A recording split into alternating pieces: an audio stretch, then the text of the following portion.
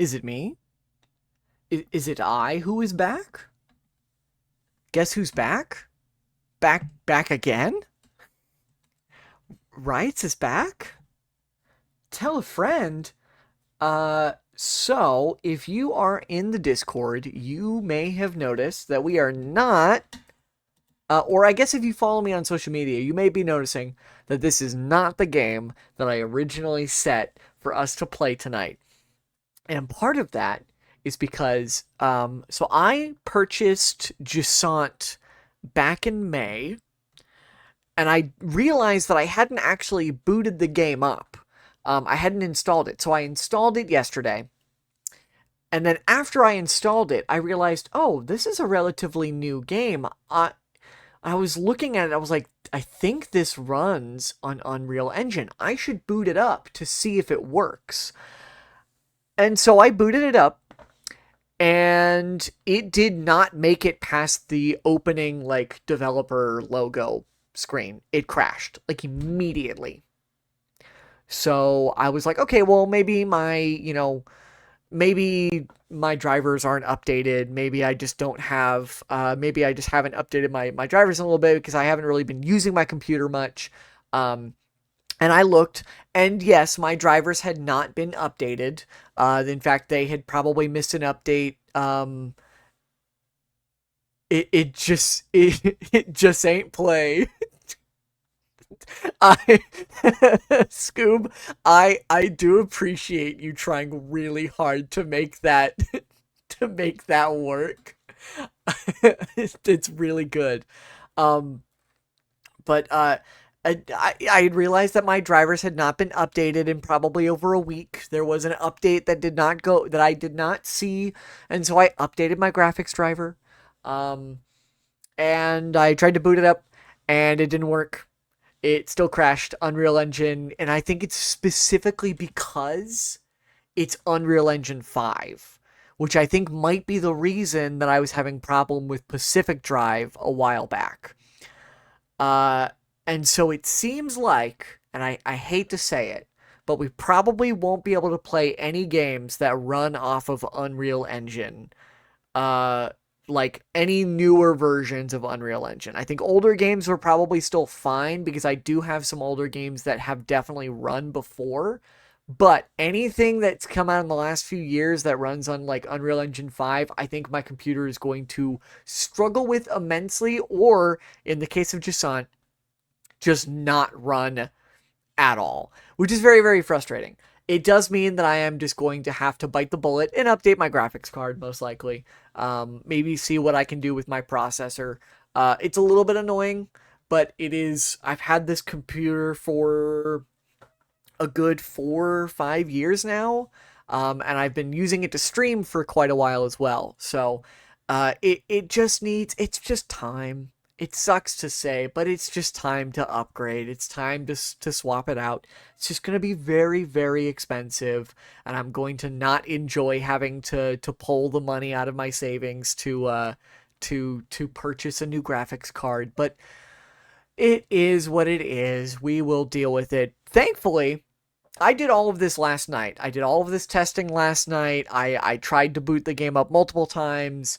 Unfortunately, I should have done this back in May, so I at least could have gotten a refund on the game and maybe purchased it later. But then I actually picked it up on like a super cheap sale, so I didn't even pick it up for very much. So I think we will just hold off on that game until I can upgrade my graphics card. We will eventually come back around to Jusant. But instead, tonight, we're going to be playing Gone Home because it was also on a super crazy sale. I don't really know a ton about this game other than I believe it is only like maybe 2 to 3 hours long. So we will probably get through all of this game today, which is fine. I love a good little one-off stream. I loved when we played Killer Frequency last October. That was a really good time for me. I really enjoyed just being able to sit down and play one game all the way through. Um, it's always a good time, in my opinion. Sometimes short games are great, and especially when you pick them up for a decent, sale price, then, I feel like you still get your money's worth for that price. Um, This game is from 2013. Uh, wow, yeah, it's been this game's. I remember vaguely when this came out, but I didn't really like play it myself. Like I didn't really like know much about it. Um, so I guess we'll just get to see. You'll get to go on this journey with me to know what this game is.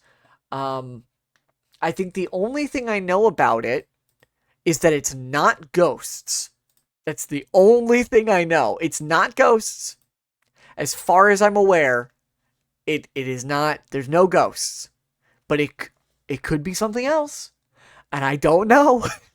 I really don't know what we're about to get ourselves into. But without much further ado, we should probably just uh, jumped into it. Who spoiled it?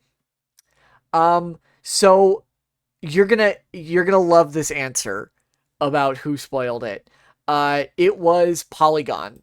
Not a review that I read, not like, anything specific, but they did do a video a few years back that was like top 10 games of like the 2010s. And this was on that list. Okay, hold on really quick. The audio is so loud in my ears. Holy shit. I'm going to have it around there. That should be fine. But in the video, they basically did a very quick like reviewing like the best games from the 2010s, and in it they basically just summarize those games in like 10 words or less. And in it, for Gone Home, they say, "Did you think it was ghosts, idiot?" They also did Firewatch, and for Firewatch they said, "Oh, did you think it was aliens, idiot?" Like, so I don't really know what this game is, but I just know that apparently it's not ghosts. So, who spoiled it? If you really, really want to know, it was, oh my god, who was in that video? Hold on, let me look it up really quick. Let's go to YouTube. Polygon top games. No. Top games of 2010s. Oh my god, I just realized that me typing numbers, it's a very interesting list by the sound of it. In 10 words or less. Hold on.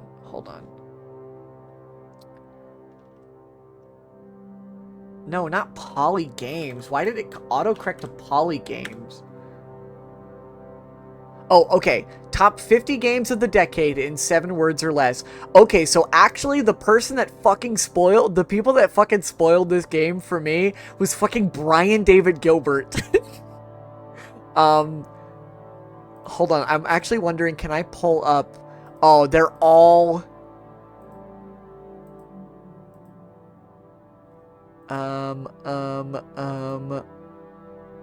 Let's Polygon's top 50 games of the decade.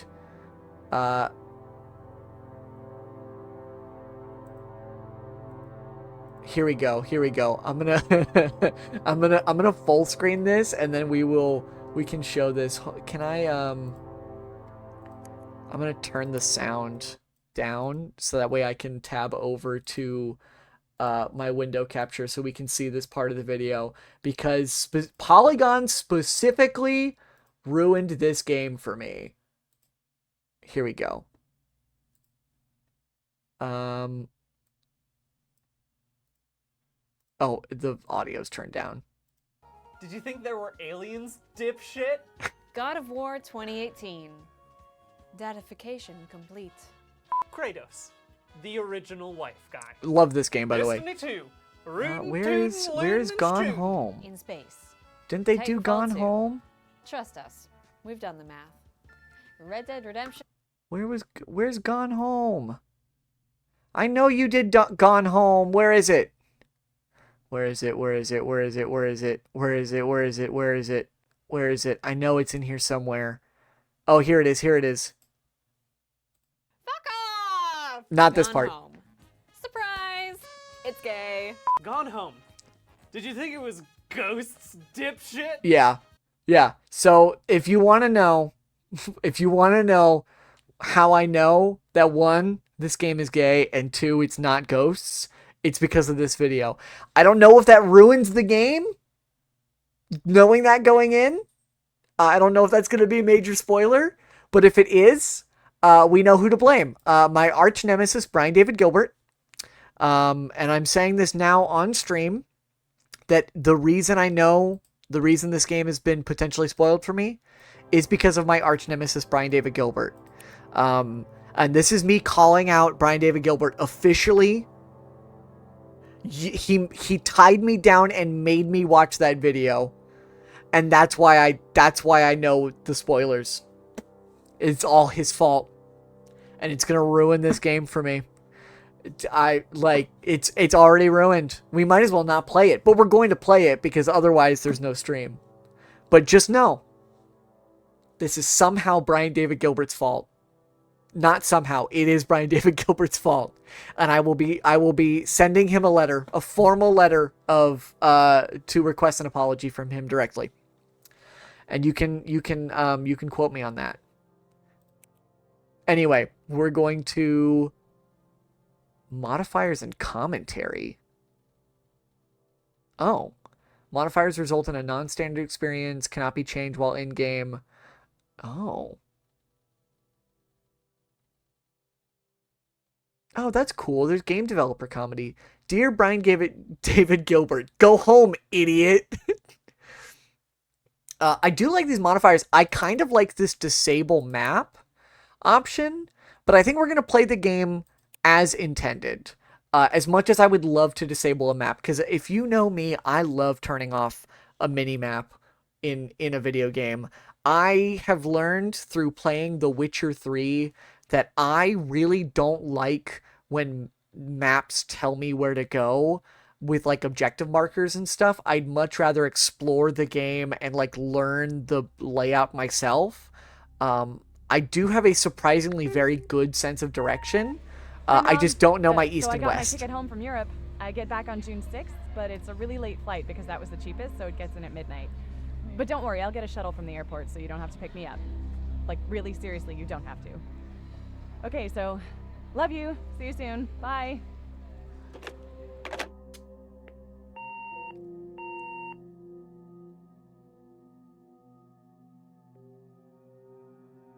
Okay. Okay. We're gone home. 1995? That's 3 years before I was born. Just for your information, chat, there's some more lore for me. Born 1998. Oh, we're in. Whoa. What's my name? Caitlin Greenbrier. Destination? Oh, we're in Portland. I hear Portland's nice. Oh, it's so dark in here. There we go. Whoa. Oh, okay. Hold on. I'm going to turn the mouse sensitivity down because that like crazy spun around. I was not expecting that. Can I turn on... I'm going to turn the field of view up just a little bit. We're going to turn motion blur off because I hate motion blur. Is there no option for display subtitles? There we go. It's in the language options, which is interesting. Oh. Chat. Oh. This is a very nice cup. It's interesting because it's got kind of a flat bottom, but the interior is completely rounded, which is you don't usually see on many cups. It's usually doesn't normally look like that. Are we on the porch right now? Is that what this is? It's a very interesting porch. Can I put you back down? I can drop you. Okay. Oh. Okay, I'm going to turn the mouth sensitivity down a little bit more because it's a little bit, just a little bit. Are you sure Unreal 5, Unreal Engine 5 wasn't working? The cup was so real. Oh my god, I was trying to crouch, but I just zoomed in. So C is crouch. Okay. Grab Christmas duck.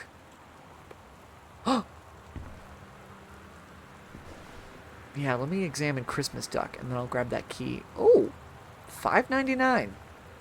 You were a cheap little Christmas duck, huh? Or you were expensive. It is $19.95 after all. I thought it was going to break there for a second. It did look like it was made of porcelain. We got the house key. Nice.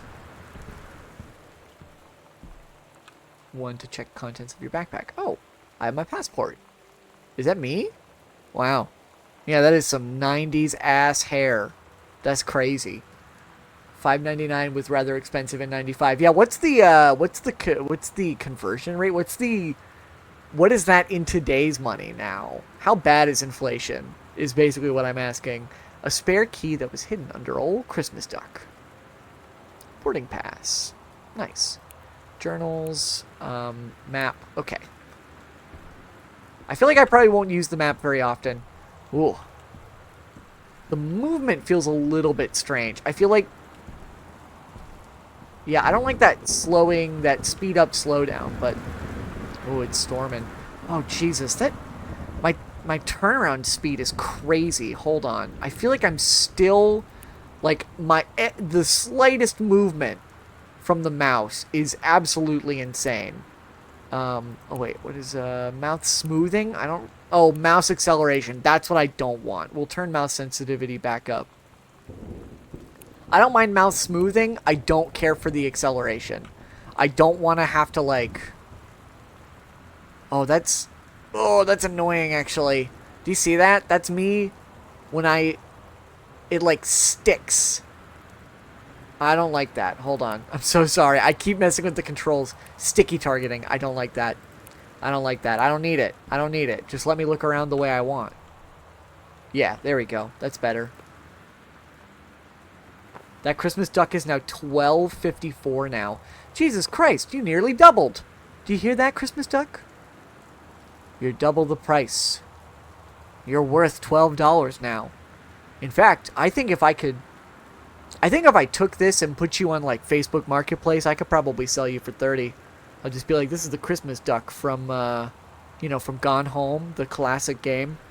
I think I'm going to keep this duck on me for the rest of the adventure. There is a note here. Katie, I'm sorry I can't be there to see you, but it is impossible. Please don't go digging around trying to find out where I am. I don't want anyone to know. We'll see each other again someday. Don't be worried. I love you. Sam. Also, did you see that? Oh, no. Okay. We're going to turn off some of these settings because, unfortunately, the graphics are giving me problems. I'm seeing flickering in the light engine, and that is a problem. That means that the game might crash if I'm not careful. Oh.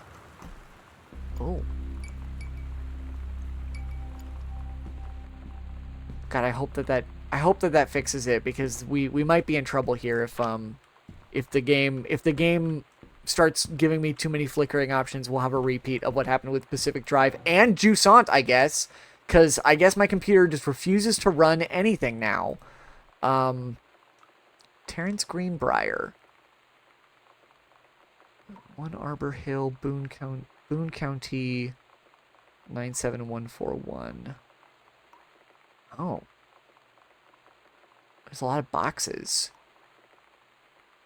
Okay.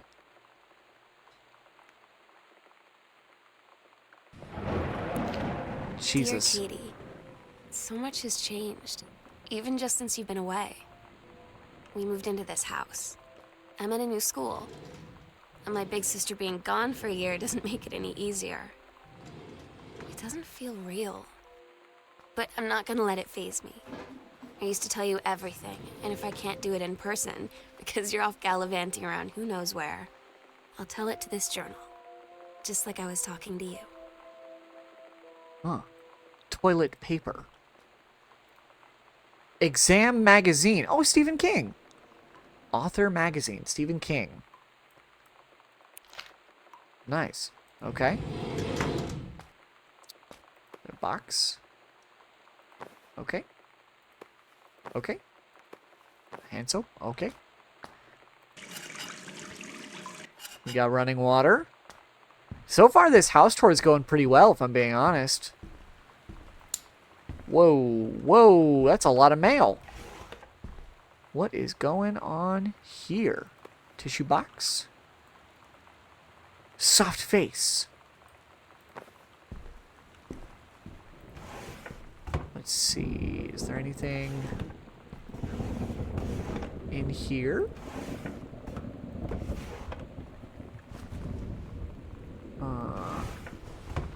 Nothing in here. We got a closet. Okay. Ooh. Janice. This must be our mom. Senior conservationalist. Conservationist. Not conservationalist. Goodfellow High School. Is that our high school or Front Hall?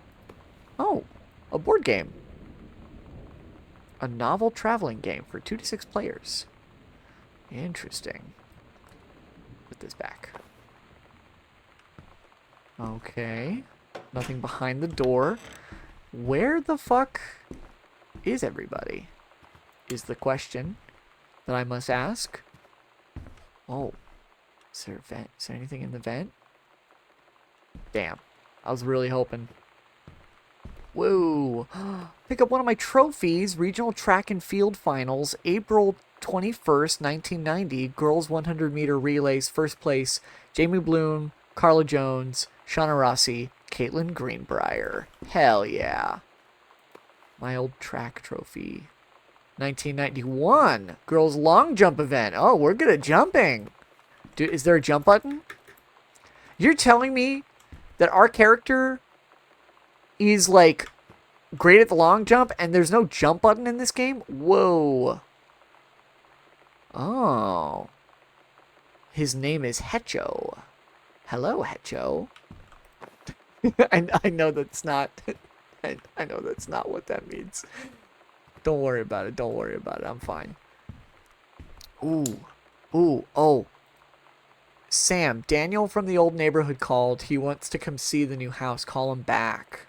Lego Indiana Jones was right. Women really can really jump. Oh my god, you just reminded me about Lego Indiana Jones. Oh, love that. Love that. Yeah, as we've all learned from the Lego games, the only people that can jump extra high are, of course, women, Jar Jar Binks. The two genders. The only reason I never hang out with him in the first place is he had a Nintendo when we were little.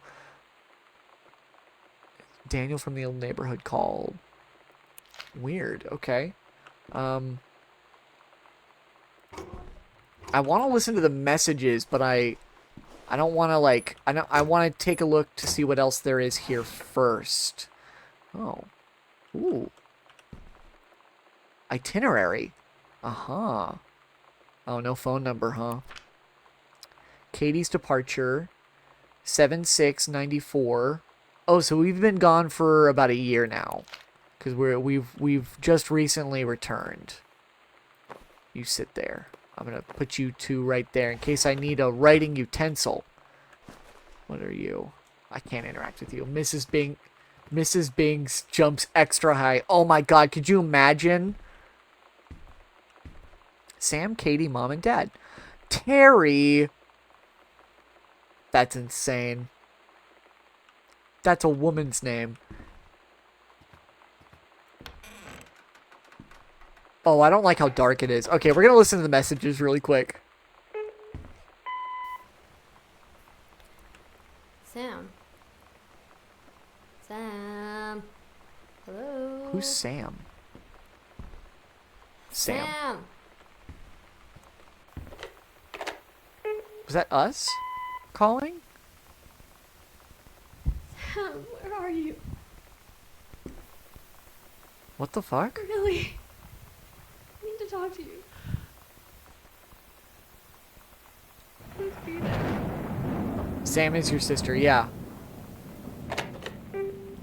We're Katie. Hi, Mom. So I got my ticket home from Europe. I get back on June 6th, but it's a really late flight because that was the cheapest, so it gets in at midnight. Oh, this is the. But don't worry, I'll get a shuttle from the airport, so you don't have to pick me up. Like, really seriously, you don't have to. Okay, so, love you. See you soon. Bye. Was that us in the first two messages?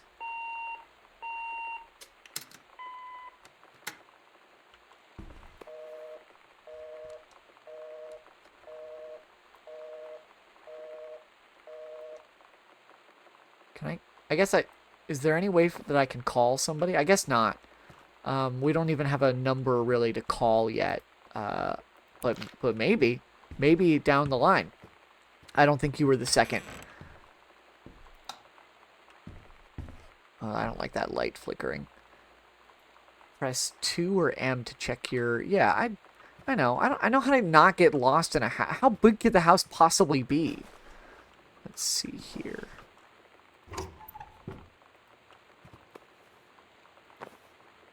Here's one of the postcards I'd sent. Paris. Hi, Mom, Dad, and Sam. I'm in Paris. I have done many Parisian things, including eating le petit déjeuner and wearing a beret. I'm going to have lots of film to develop when I get back. Sam, I'm bringing you back something from the Shakespeare Book Company, since you are my favorite sister. Love you all, Katie. Mom, Dad, and Sam. 1 Arbor Hill. Boone County. Okay. Did you hear that?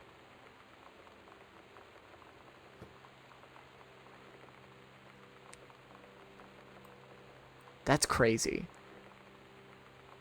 I love that weird on the... My God. I know it's not Ghost, but I'll be honest. I'm a little bit shooken up from that noise that I heard. I don't know what that was. Whoa, read note.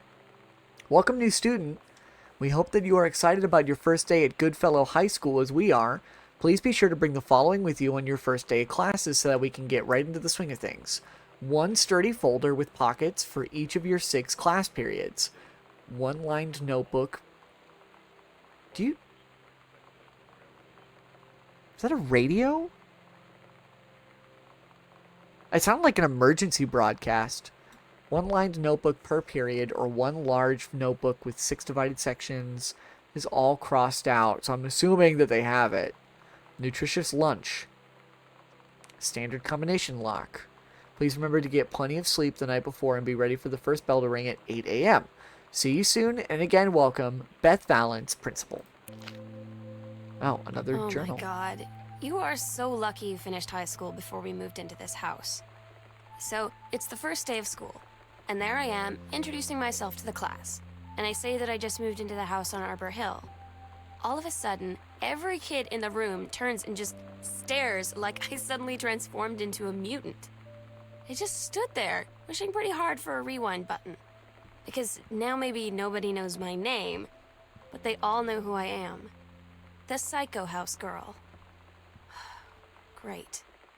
Psycho House. Every kid goes, the Spencer Mansion? Hey, are you the new girl, Sam? I'm Tommy. I'm at the back behind you. Wave if you get this and write back. Hi, Tommy. Yes, I'm Samantha, and yes, I'm new. What's up?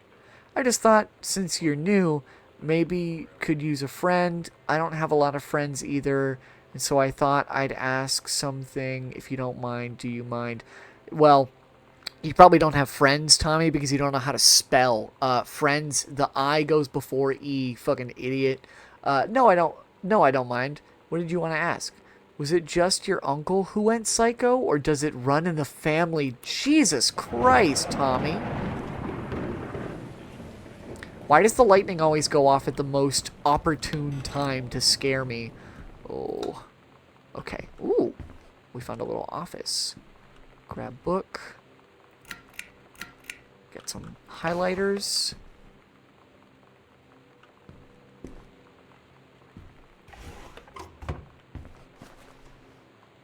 Nothing in here. I'm like, I feel like I'm playing a detective game. John Russell opened his eyes and saw them, the stars, twinkling as if he were lying on the grass in his family's yard in Massachusetts, even though that place was a million miles away. No.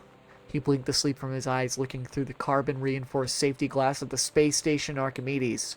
Yes, he was a long way from home, but the future needed him.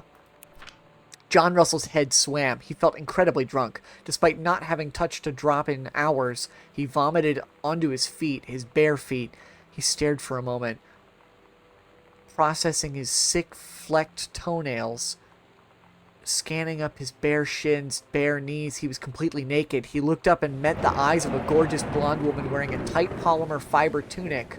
The fabric that strained at the seams to contain her generous bosom was emblazoned with the phrase, matter transference operator. Then he passed out. John Russell had crossed the gap in time. Only messages had passed before.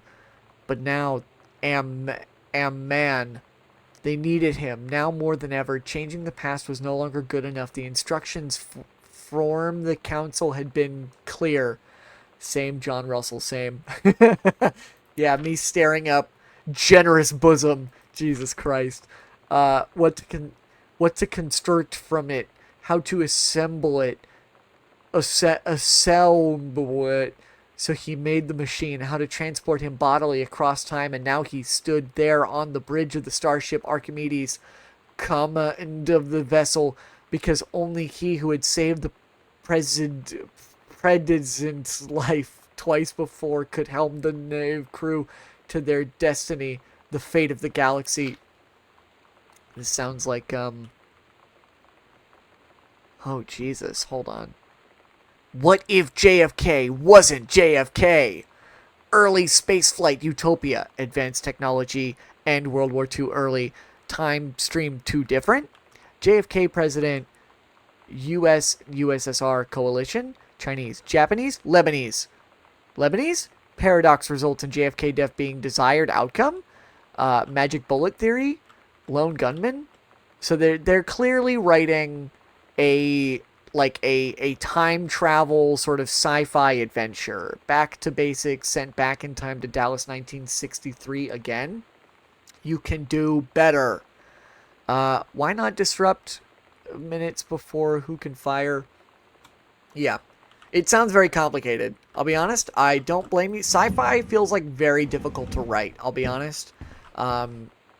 You just have to, it has to be very much set in science fiction. Oh, so Stephen King's 110363. I don't know. I've never read it. Pioneer CLD D703 combination laserdisc compact disc player. Remote with backlight, double-sided. They say that a jack of all trades is a master of none. I have to disagree. Mastery is not a question of specialization, but sureness of purpose and dedication to craft. If you happen to be in the market for a combination LD-CD player, you'll be glad to know that Pioneer seems to share this particular... Oh, this is probably them writing their stuff for their day job. A book. The Killing of JFK, a theory. You've seen the movie Discover the Truth. Hold on, let me look at this in the light. A superb work of speculation plotted with amazing skill and showing a level of magnetic artistry not usually present in such academic pieces. A thrilling theory. I couldn't put this book down. An important new look at the circumstances surrounding one of the greatest tragedies of our time. Woof. That seems very interesting. So they might have been using that book as a basis for their novel, which is very interesting. I'm assuming this is the dad's office? Oh, interesting. Looks like we might need to be on the lookout for a combination. I love a good puzzle. Terrence Greenbrier. Oh, policy binder number. Are there any... Hold on. Does the entire electrical system meet local codes? Yes. Are there any deficiencies when needing correcting? Unclear. If yes, describe in detail. Wiring in house is technically up to safety and amperage requirements. However, multiple layers of wiring have been added into structure over the last 100 years. System is frequently unpredictable. Lights blink out for no clear reason. Pressure on floorboards and door frames disrupts circuit wired directly behind the surface. Properly reworking the electrical system would be highly destructive to the walls, floor, and fixtures of the structure. After discussion with Mr. Greenbrier, since there are no current safety concerns, issues will not be addressed. Woof. Interesting. Damn. Okay. So they basically looked at the house, went, this shit's fucked. And that's it. They're like, nothing we can do. It would break the house. We don't want to work on it. Or not that we don't want to work on it, but they opted out to doing it. But that note about stepping on floorboards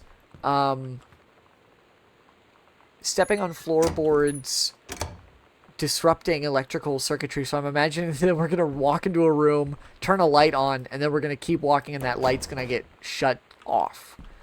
I'm curious if there is what if we tried 1963, because this seems to be very important to this.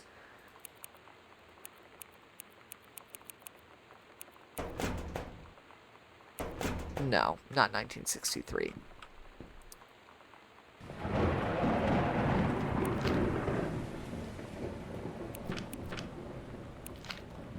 Yeah. I figured that probably would be too easy, but you never know. You never know. It's a very nice little library. A tissue box. There's a lot of tissue boxes here. I feel like this is more tissue boxes than I have in, like, a single home. Oh, a pen.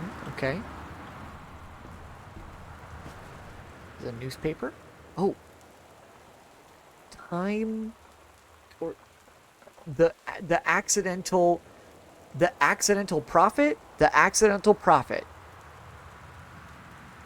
This feels like a the unreliable, the accidental. Like maybe this was the book title that they were gonna try to come up with. Fresh. Readers tell us about their worst moments. 90210. Does anyone still care? The male gaze, how to subvert it. Oh, man. TikTok is still very much alive. 1122? Why 1122? A stranger under my roof.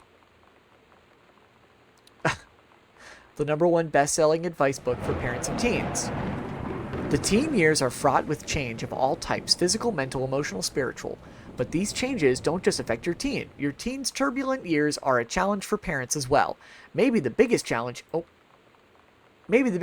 you face since having children. This book holds insights into your teen's behavior. JFK assassination date, probably not it. Was it November 22nd? I mean, I tried the year. I figured the date would be too long. Like, the full date would be too long. Hey, what the fuck was that?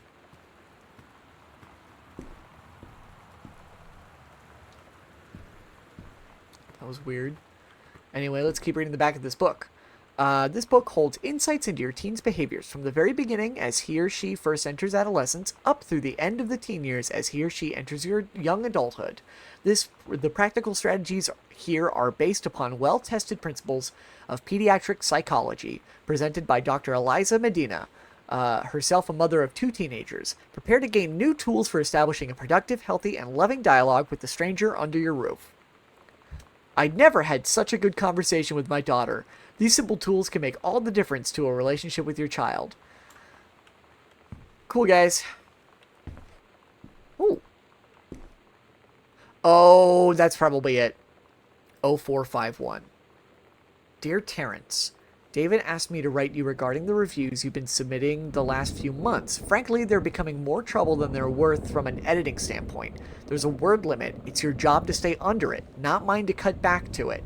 Even then, it's becoming harder and harder to weed out the tangents and non sequiturs from the usable copy without heavy rewrites.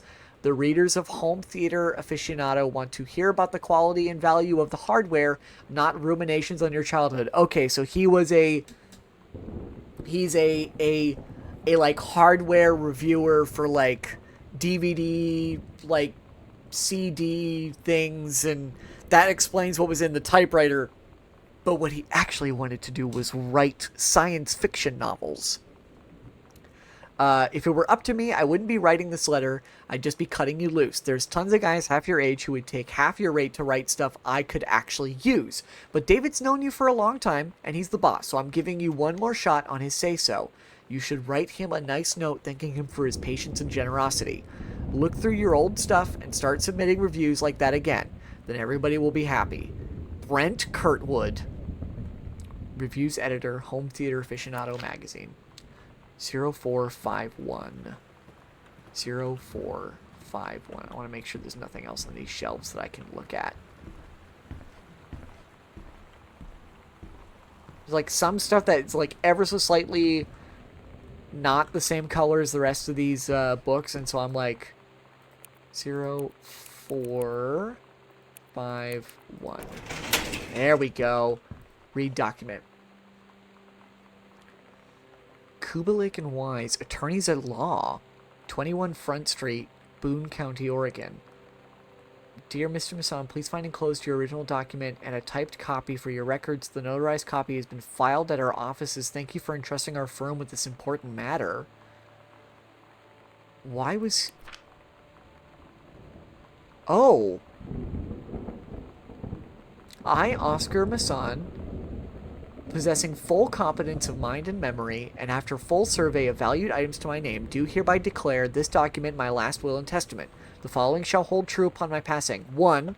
I declare that I am a lifelong resident of Boone County, that I am unmarried and have no children. 2. I declare that I have no outstanding debts to my name, to any creditors living or dead.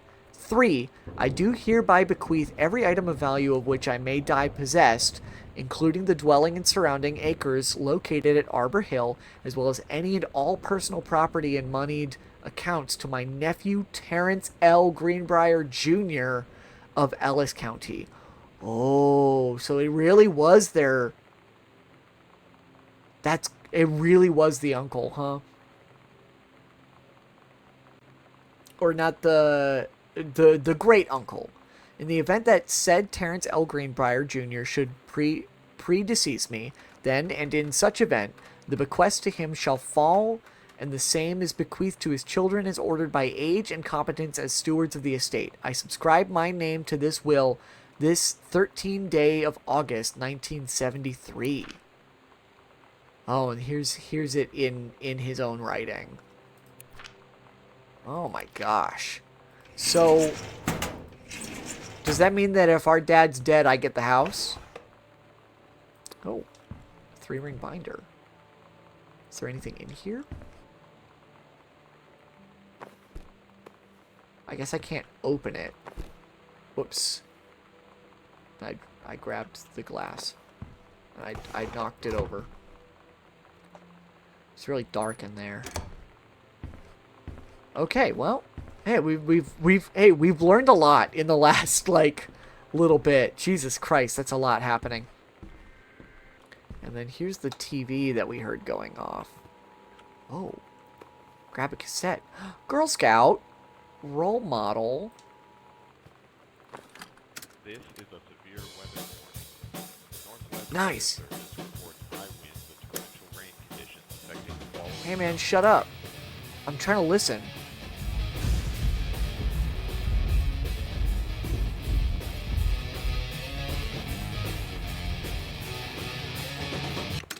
Did you hear that? Was that part of the tape, or was that... that sounded like it was, like, stomping.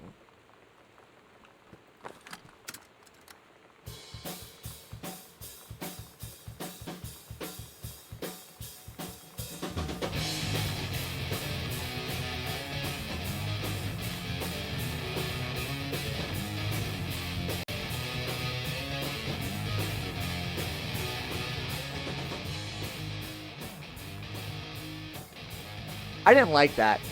I didn't like that at all. I'm gonna put that back. I swear to God, that sounded like somebody stomping in the upstairs room because of the loud music.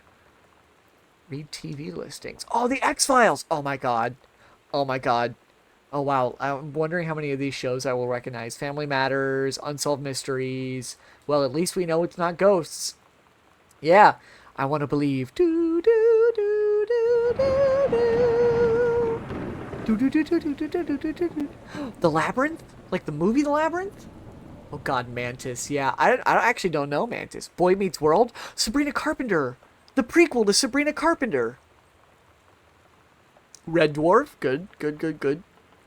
Mork and Mindy. I know the name. America's Funniest Home Videos. Let's go. Walker. Texas Ranger. Oh. Has there always been a comma in Walker, Texas Ranger? I always wondered that, like, I don't think that ever clicked with me. The title is Walker, comma, Texas Ranger. I've always, in my head, just gone, Walker, Texas Ranger, yeah. Walker, Texas Ranger, I hardly know her. RoboCop, Attack of the Killer Tomatoes, Matlock, Full House, we got Family Matters, and we got Full House. Nice. They ran out of money on that superhero show, and he had to fight an invisible dinosaur that kills his GF. That's a superhero show? A matchbook. With... What is that? What am I looking at here? They don't look right. These matches don't look right. Oh, I knocked the coaster off the thing. They got X-Files. Hold on, what was the 25 X-Files? That I don't like the noises, I'll be honest. I don't like those. I don't like that at all. I don't like that one bit. Ooh, ooh, ooh, ooh. Grab button. Bratmobile. Is there anything else written on here? Is it just Bratmobile? Fuck yeah, dude. Bratmobile. Oh, there's a little... Hauntings and poltergeists. Dr. Jitters. I love a good Dr. Jitters. Serving size. Yeah, I'm not going to read everything. I'm not going to read everything in the game. But that would be very funny if I sat here and read...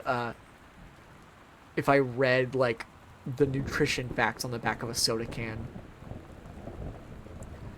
Find out the truth behind stories that were familiar even to our pagan ancestors. Discover how to tell a hoax from a genuine haunting.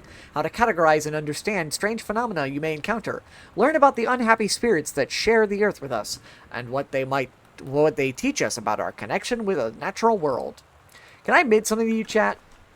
Can I tell you something? And this is going to be a very interesting fact about me. I don't actually believe in ghosts.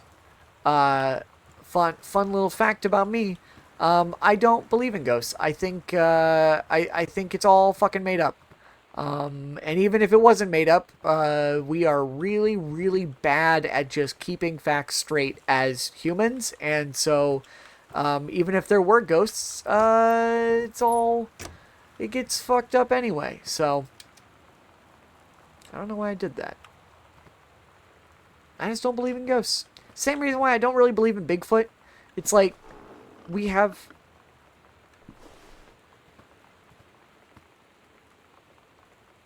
Well, the ghosts are mad, because apparently I don't believe in them. I'm going to take a moment, I'm going to drink some tea really quick.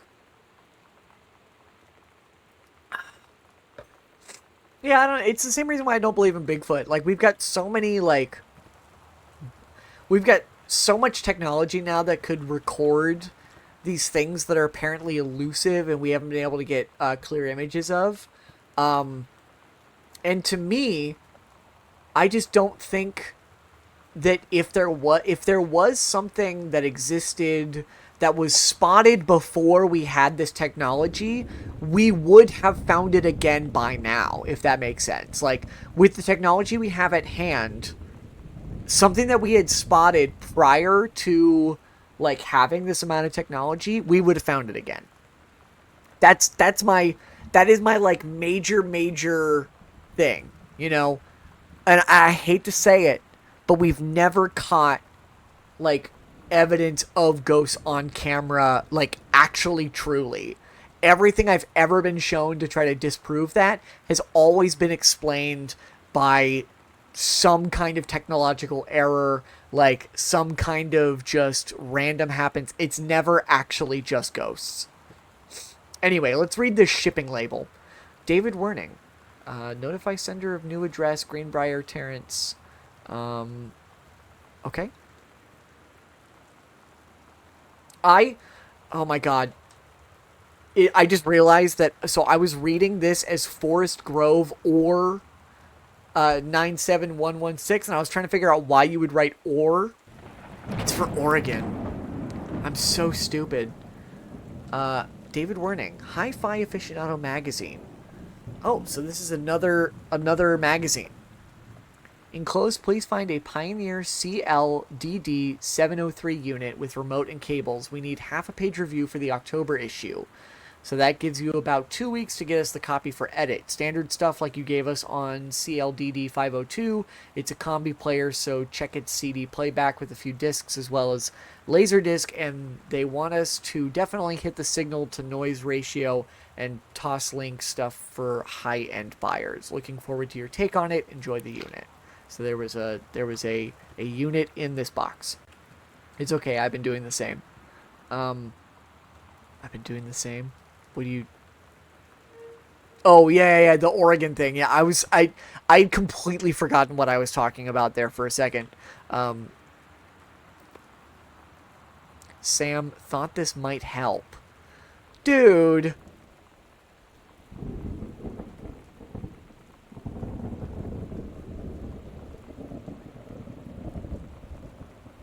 That is so...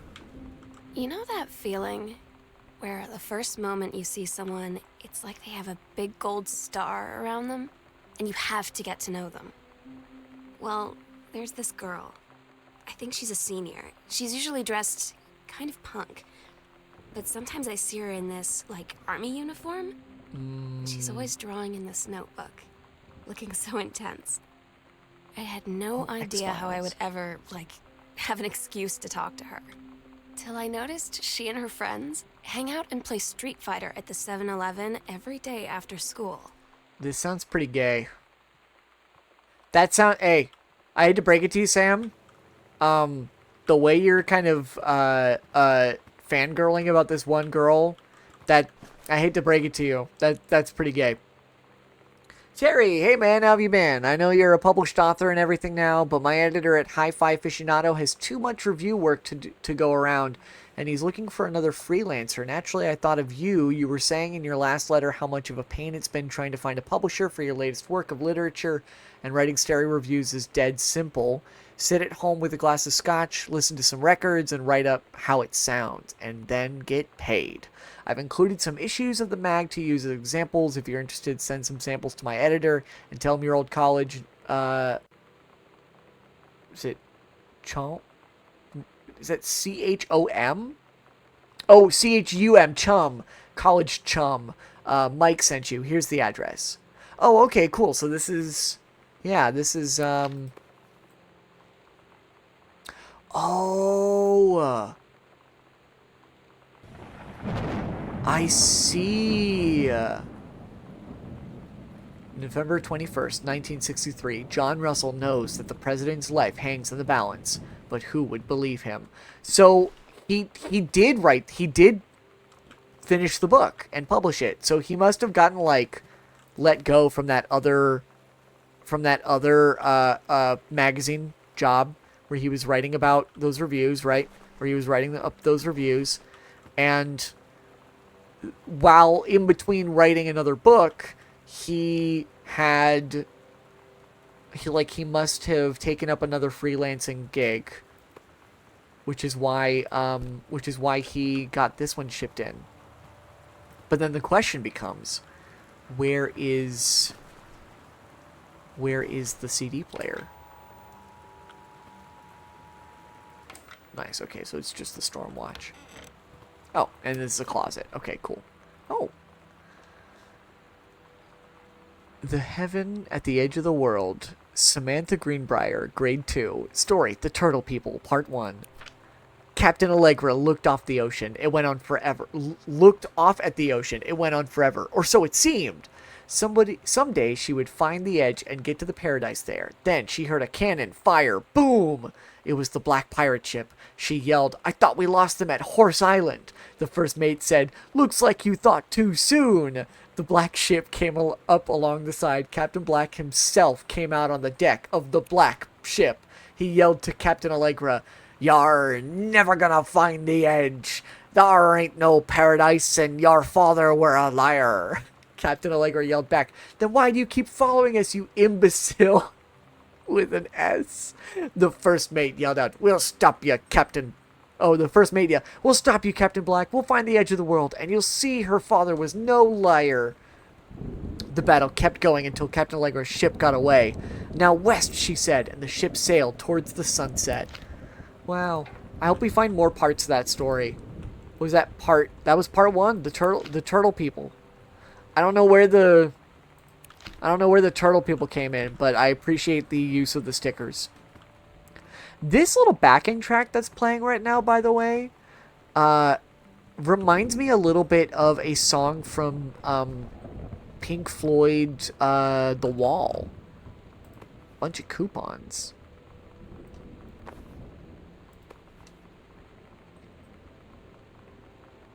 Oh, right, the mom is a conservationist, right? Conservationist? So that must have to do with her work, then. So I'm sure we'll get to learn more about the mom as we explore. Or our mom, I should say. My mom. My mom! No, that was bad. I'm so sorry. That was really rough. Ooh.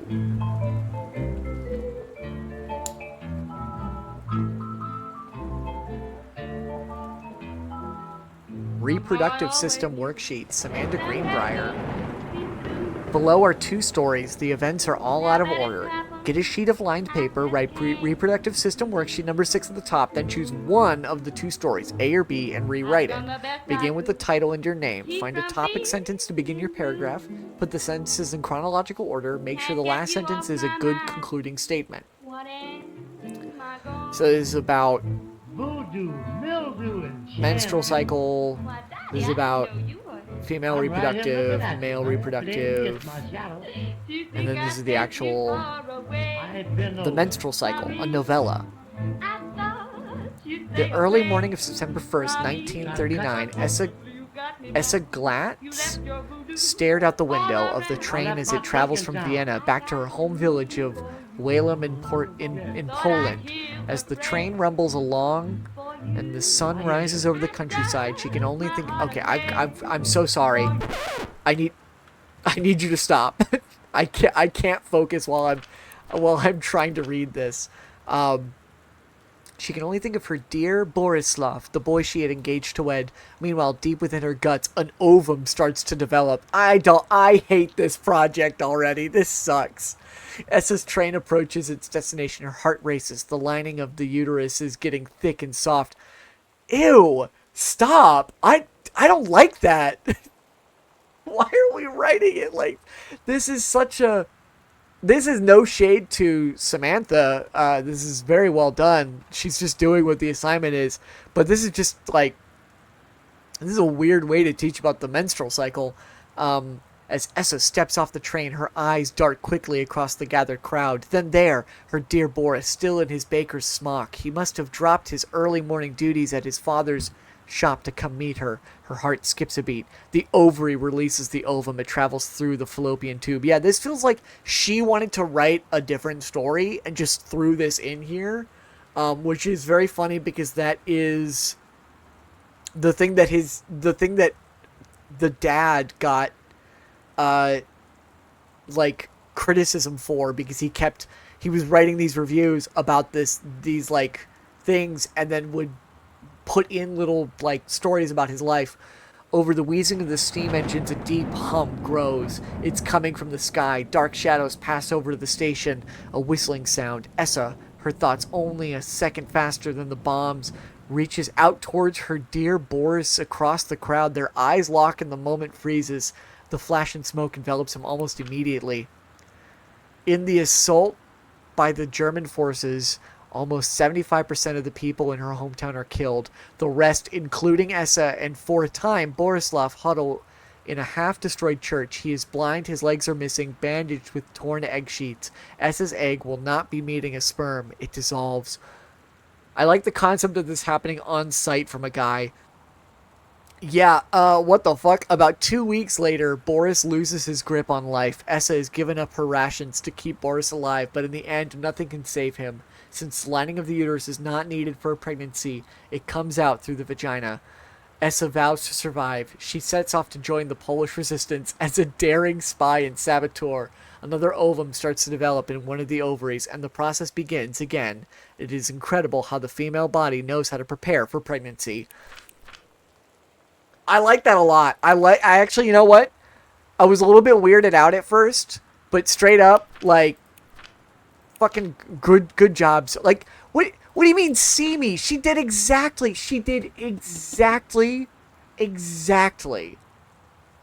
what the, you know, what the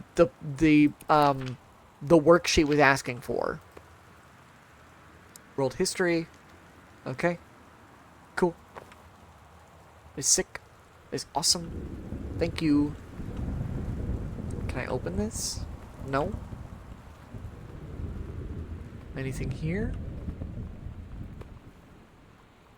Put that back up. Ooh. Ooh. Dad's second book. Oh. The Accidental Pariah. A message from our future saved the president's life once, but within the next 24 hours there will be another attempt, and the lines of communication are down. That's hilarious. Okay. Oh, there's some shot glasses on the floor here.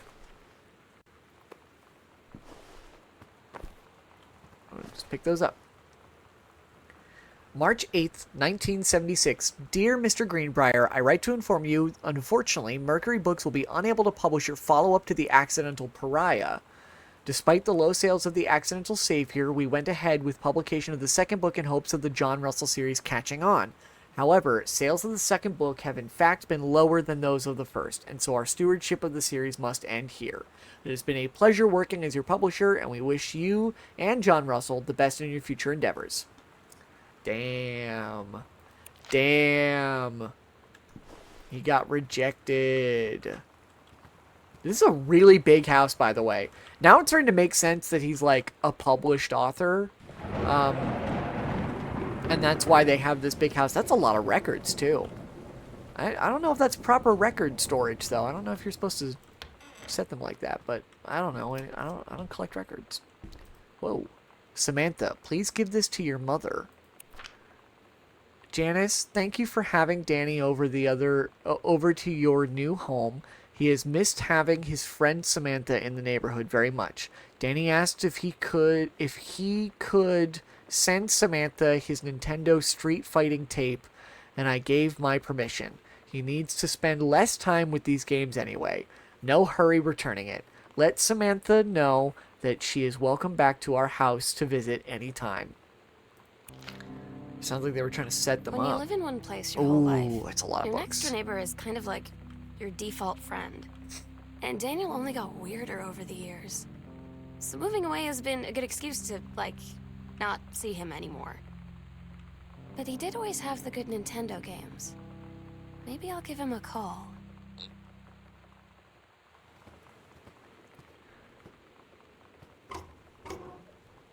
So hold on. Oh, okay. Actually, hold on. Let me get this straight. So this is the follow-up to The Accidental Pariah. Despite the low sales of Accidental Savior. Okay. The Accidental Pariah is the sequel that didn't get published? Or is Accidental Pariah the first book?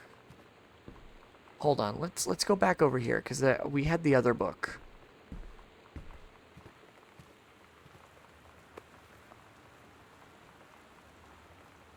Yeah, because this has to be the first one Because the back of the other one mentioned specifically the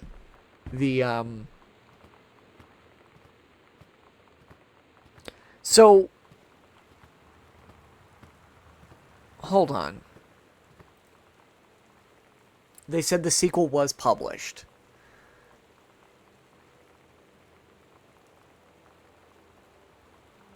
Oh, okay. So, Accidental Savior is the first one. Accidental Pariah was the follow-up to Accidental Savior. But they decided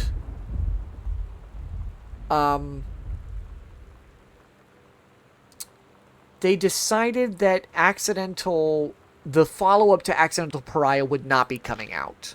That they would not publish the third one. Book 3 would not be published. Yes. I keep pressing shift to try to sprint. But there is no sprint button in this game. Bunch of coupons. Grab dice. Roll. Ugh. What did I roll? A 2. Fuck.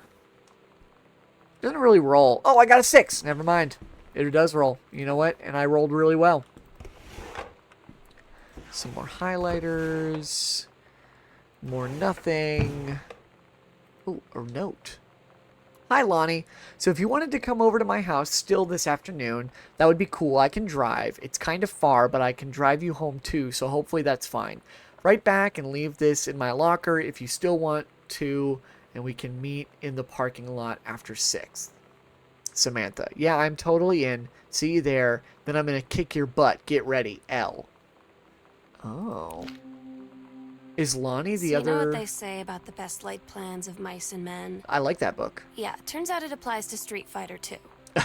At least I worked up the courage to walk into the 7-Eleven and ask for a turn, but all that practice at home did not exactly translate in the wild. Oh. So after I was finished getting my butt kicked, I followed them outside while they smoked. And that was when she asked me if I was that psycho house girl. But then she said she's always really wanted to see the psycho house. Oh. Her name is Lonnie. She's coming over tomorrow. Ooh. This is getting gay, guys.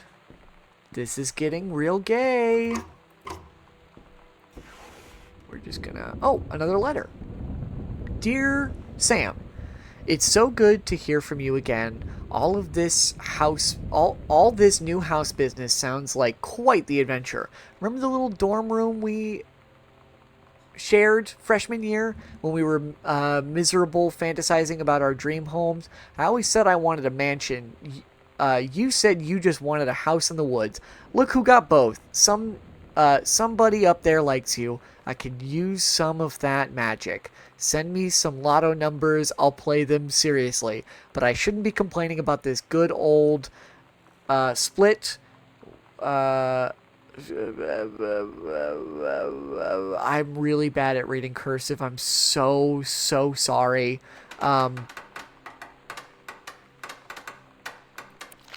Could you not? I'm trying to read. Jesus, some people are so rude. But I shouldn't be complaining about this good old split. I cannot tell what the fuck that is supposed to say. We've had since Bob got transferred to Winnipeg. Not trampled to Winnipeg. We just got new vinyl siding. Jealous yet? Let me know if you ever want to trade places. So how are the girls doing? Has Katie left on her big European adventure yet? Speaking of jealous, right back soon. Oh, this isn't Sam, this is Jan. I misread the name. This is a letter to the mom. Gotcha. That makes more sense. I was like freshman year, like college? I was like, I don't think Sam would be in college. Stop turning the lamp off. I'm trying to close the door. That's crazy. Oh, this door's locked too. Okay, so I guess we have no choice but to go explore the upstairs then. I'm assuming, based on the fact that's a letter for Jan, that down this way we might learn more about the mom. Because we had the mom's, like, coat in here with her little name tag.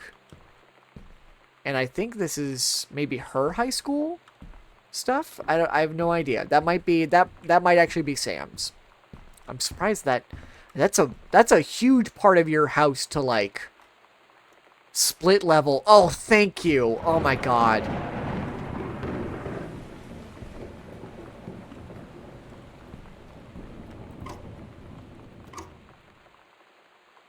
Pack of cards. Oh. Playing cards. Newspaper clipping. Controlled burn scheduled for Boone County. Boone County plumes of smoke will rise above the northeastern region of Boone County, not Bloom County, Boone County, over the better part of the next week as part of a forestry service-run controlled burn of overgrown sections of the Flintlock National Forest. Forestry crews have been preparing the area for months. The burn operation will take place between 8 a.m. and 5 p.m. This is October 19th, so this is from last year. In addition to removing dead and overgrown vegetation, that can lead to wildfires in drier months, the operation will serve as a valuable training tool for the forestry and firefighting personnel involved, said senior conservationist Janice Greenbrier. Smoke will likely linger in the area through the following weekend. Interesting. I hope that doesn't come back to bite us. Oh, a comb. It's a nice comb. Personal calendar.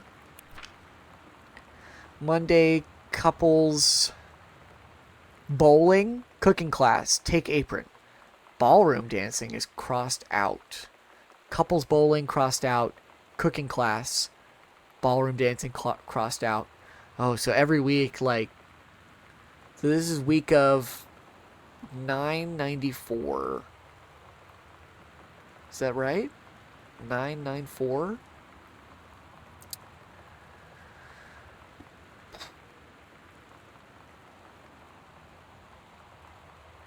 So they only have time for cooking class. The couples bowling kept getting canceled, huh? Notice of temporary personal transfer. Bruce Pendleton, head of personnel, State Forestry Service, to aid in the upcoming prescribed burn operation. A ranger with expertise in the procedure is being transferred to the station at Flintlock National Forest effective 9/2/94. Please see attached personnel file. The overseeing officer at Flintlock Forestry Station, senior conservationist Janice Greenbrier, is charged with the supervision of transferred personnel.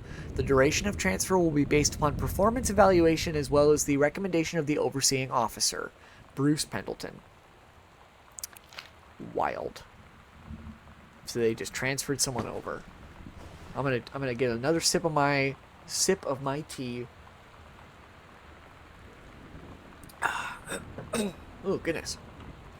Let's keep exploring. Keep exploring. Oh, a cassette tape. Bratmobile Potty Mouth. Or Sam. Oh! Oh. Hold on. This is...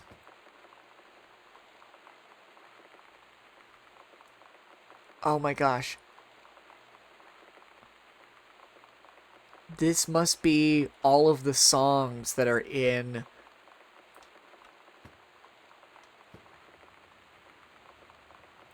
That's... She made her a mixtape. Oh my god, I want to know what the bottom of this thing says. This says, you're gonna go far, kid, maybe? For Sam. You're gonna... Let me fucking read it! Hold on. Let's, It's weird hanging out with girls. No, it's not. Daniel It's was around awesome. ever since I was little, and Let me read it. girls, I don't know. Fuck. But being around Lonnie is like instantly just right. Honey, you're gay. I gave her Please. the grand Psycho House tour, and took my revenge on Super Nintendo. And it was like, I don't know. I finally found someone I feel normal around. I drove her home and she gave me this tape and said, "You have got to listen to this." I haven't stopped playing it since. You're gonna like this one. Okay. I got it. I fucking took me the entire fucking diary to figure it out, but I got it. Whoa. Smoke detector. Stop leaving every damn light in the house on. You're as bad as your sister. I resent that. I've been turning every single light on because this house is dark and I'm scared. Okay, fine. I'll turn more lights off. Jesus, don't have to yell at me. Daniel called. Daniel called again. He wants his Nintendo game back. Read sternly worded letter. To whom it may concern, I, Samantha Greenbrier, am 17 years old and am therefore independent, fully functional human being. The fact that you still forbid me from going into the city on my own is frankly absurd. Compare with Katie, who is only three years older than me. Daniel can buy a new one. That's true. I also love 3 and then writing 3 in parentheses. I love that. Yet you allowed her to go all the way across an ocean to another continent on her own. I just want to spend an evening in a normal, totally safe city on my own like a human being, and since you may also remember that I have my own car now, you can't really stop me. Warmest regards, your daughter, Samantha. Oh, I remember being a teenager. I'm assuming this is Samantha's room. Oh, I was expecting it to be locked. I also was not expecting the TV to still be on. Oh, the CD machine is also missing.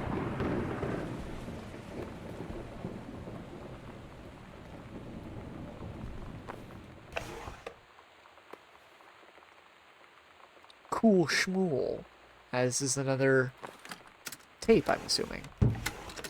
Well, it is another tape. That's... We're so cool, yeah. Fuck you too, cool schmuck. Oh, it's one of these. I wonder if this works. Hold on, let me unfocus my eyes really quick.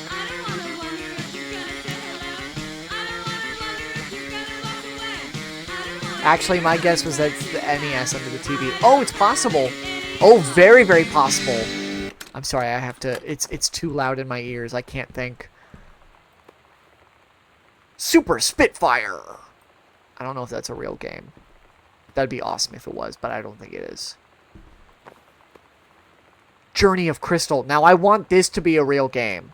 That looks like a really cool, probably JRPG of some kind. I want that to be real. Hold on, is there a lamp here that I can turn on? Get a little bit more light. Read brochure. Sam, I think the creative writing track would be perfect for you. Oh, wait, but this, I think, was this the teacher from earlier? The see me was not like a bad thing. It might have actually been like a good thing. English creative writing. 3 students from each track will be offered a full scholarship for their first year at Reed. That's really, really cool. Man, I love a cool teacher that like supports and oh my gosh, this is literally all of the required reading. Frankenstein, Metamorphosis, the Scarlet Pimpernel, The War of the Worlds, Master of Belantre. I've not read that one actually. Call of the Wild, Treasure Island, The Virginian, selected stories and poems from Edgar Allan Poe. Yes, The Jungle Book, Ben-Hur, Tom Sawyer, Oliver Twist, and Emma by Jane Austen. I love that Emma by Jane Austen is the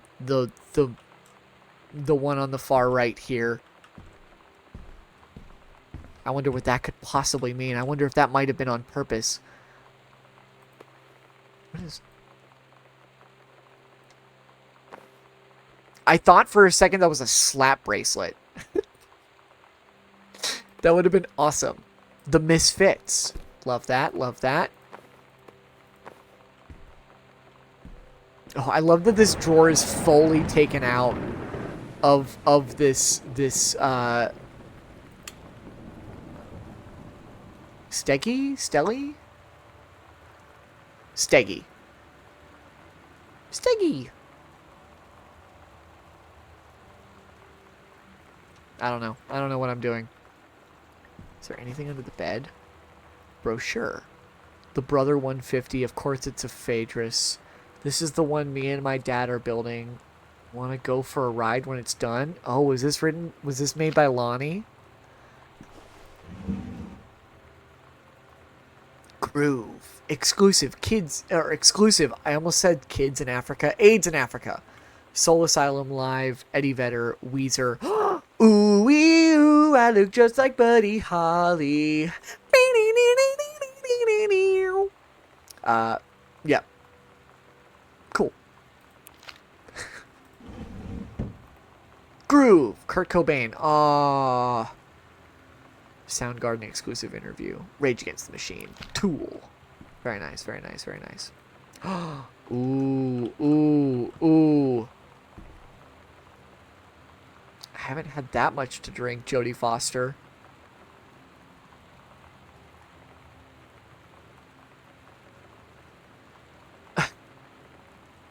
The fuck? Oh, the X-Files poster. I have one of these on my wall in the living room. Shout out Kurt Cobain. Yeah, shout out Kurt Cobain. Oh, I was expecting something under the pillow, actually. That would have been awesome.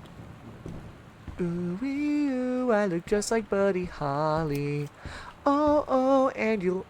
when I was younger, I used to think it was You'll Marry Tyler Moore. I was like, who the fuck is Tyler Moore? Board game. Got your number. Are you going to dance with anyone? Who's got a crush on you? Do you like sports? Would you introduce me to your friend? Are you busy Friday? So dreamy. Get your friends together. It's time to find out who has a big crush. Is it Matt from science class or Daryl from track? You'll never know unless you've got his number. Absolutely insane. Man, Sam had this in like the 4th grade. Aw, cute. Oh, something fell out of it. Oh. I don't want it. What is this? Oh, a cat died. That makes me sad. King's Labyrinth, Chapter 2, Fraying Threads. Captain Allegra, still in her flowing skirt and sturdy jerkin, descended the single, shining thread into the lower cavern of the labyrinth. She and the first mate, on their own now, grew closer to their goal, the throne room of the dead immortal king of the island. The first mate slid down the line into the stone floor. She swept chalky bone dust from the front of her canvas trousers and looked up at Allegra. The silken thread, nigh unbreakable thanks to the enchanted moths that inhabited the island, trailed behind, leading their way back to the entrance. From further into the labyrinth, a moaning began to echo. The moaning grew louder and clearer. It turned into words from some ancient language they could not understand. The Kings. Oh, that's the board game with Chris Evans? What do you mean? The board game with Chris Evans? What are you talking about? The King's curse voice, the hairs on Captain Allegra's arm stood on end. She looked back at the first mate, whose eyes remained locked on the blackness of the passage for a moment too long before noticing the captain's gaze. The first mate nodded silently. Following the King's ghostly song deeper and deeper into the labyrinth, they came upon a rocky gap spilling forth otherworldly blue light. The great basin of the dead King's throne room lay below. Skeletal in rotted robes, the King was hunched over the blue orb, topping his royal scepter. Shadows of his bony fingers danced on the walls like ghouls as he sang. Wailing souls flowed in one by one through the cracks in the cave walls, pulled into the orb, causing it to glow brighter and brighter. Behind the King, a long staircase hewn from rock led down into the chamber from a passage at the top. Allegra said, "We have the advantages in numbers. I will draw his attention, and then you..." But the first mate interrupted. "No, I'm smaller and quicker, and you know of dealing with mystical energies like these. I will circle to the other side, get the King's attention, and lead him on a merry chase." She held up the silk line, all traced by this invincible thread, of course. There's a tween dating board game that used 14-year-old Chris Evans as one of the boys you can date. That's insane. I love that. It is a good plan, but perhaps we should go together. The first mate shook her head. You know this is our best chance. Don't be afraid for me. They grasped hands and exchanged 3 tight squeezes, their palms growing warm. The first mate tied the shining thread to the belt of her trousers, gave a quick salute and a wink, and dashed off. Allegra waited, staring vigilantly across at the top of the stairs for the first mate to appear. The king continued his, "Wait, no, no!" The singing stopped. The king turned and began walking up the stairs. Allegra wanted to call out, to do anything to stop the first mate from running headfirst into danger. She tried tugging on the line to signal her. No use. The king was nearly at the top of the stairs when the first mate burst through the passageway. She skidded to a stop. Even from across the yawning basin, Allegra could see the first mate's eyes grow wide. She turned and ran, summoning his undead power. The king left the ground levitating, gliding behind her with distressing speed. From some dank passage much too far away, Allegra heard the first mate scream. She was already running towards the sound. The line in Allegra's hand went taut, then shuddered. It fell slack to the stone floor. As Allegra ran, she was gathering line, twisting it around her arm. She came to its end. The unbreakable thread dangled limply, its end shredded and frayed in her hand. She tossed it to the ground and ran. Damn! Jesus, Sam! That was really cool. I like that a lot, but my God. You really do like writing. I also do love that she's writing from those characters that she had, like, made up as a kid, too. That's awesome. Oh, we're back into the hall. Okay. You get 2... How come your mom lets you have 2 entrances to your bedroom? That's crazy. I only have 1. Hey, Sam. Do you want to see Pulp Fiction after school at the Coliseum?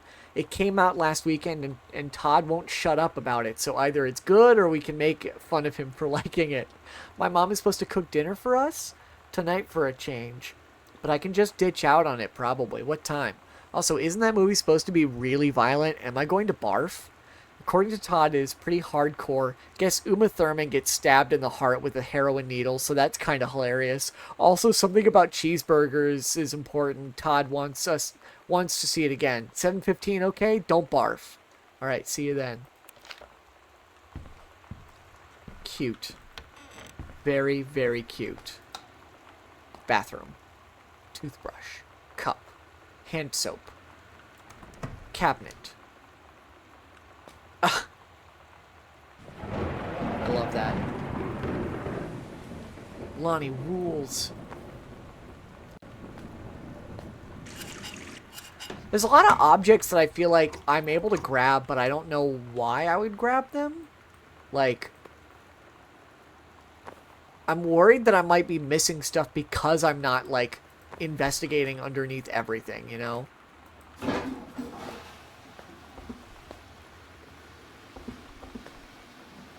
Oh, guess this one's broken.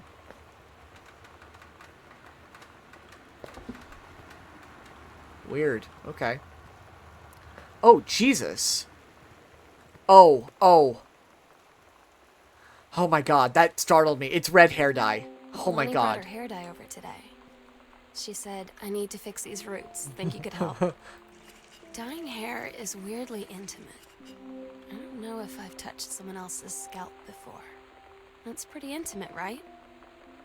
It felt intimate. We looked into the mirror together after, and I expected her to say something about how it looked crappy, or good, or whatever. But that's when she said, "You're so beautiful." And she was looking at me. Oh my God. Right in that moment. Oh my I God. wanted to say something, but I waited. And the moment was gone. Oh my God. I'm getting a little emotional right now, I'll tell you that. I'll tell you that much right now. Oh, is this parents' room maybe? I would assume this is the parents' room because it's a larger bed. 2 sets of dressers makes me think parents maybe. Oh, what's that? Oh, ew! Gross! I don't want to know my parents have sex. That's terrible. This drawer's been pulled out all the way. Ew, underwear.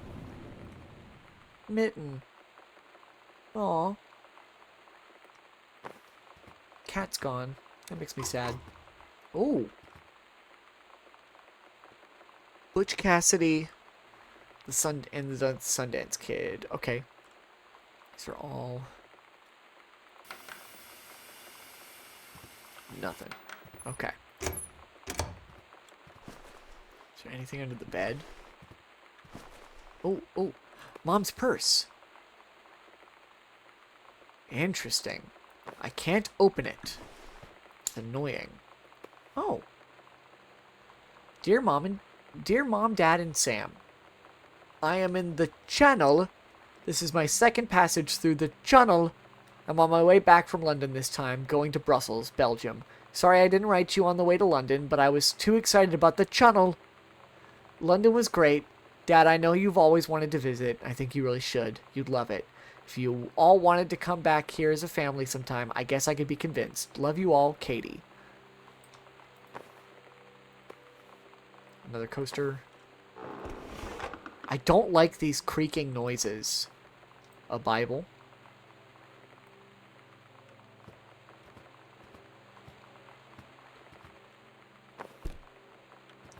Anyway. Wait, what was that? Business card. Unknown dimension literature. Communication must become total and conscious before we can stop it. What?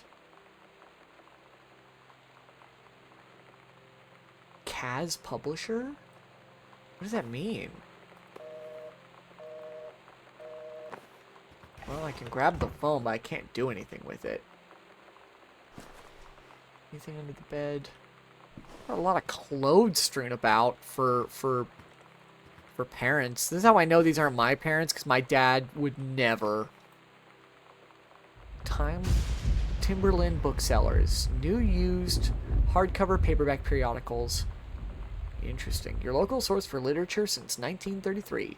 Take your time. I'm glad to have it in good hands, Rick. Oh, Walt Whitman.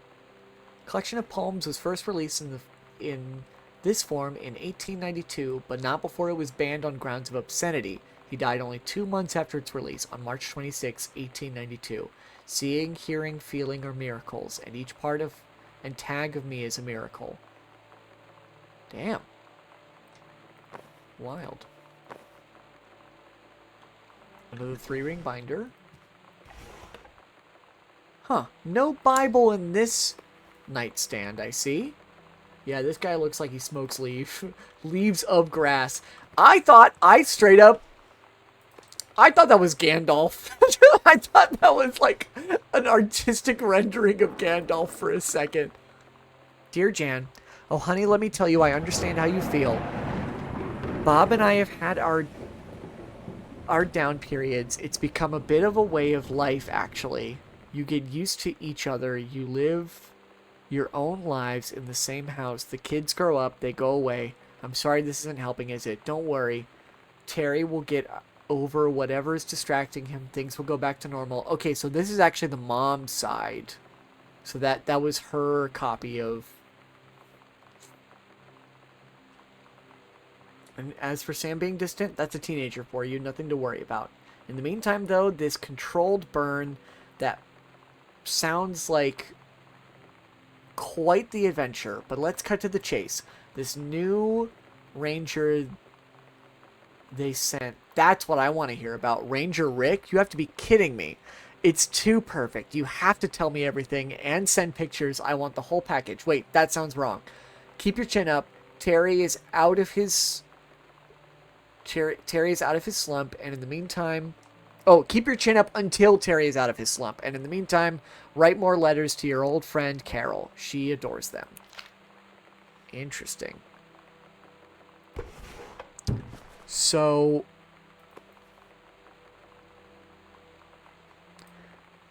it seems like,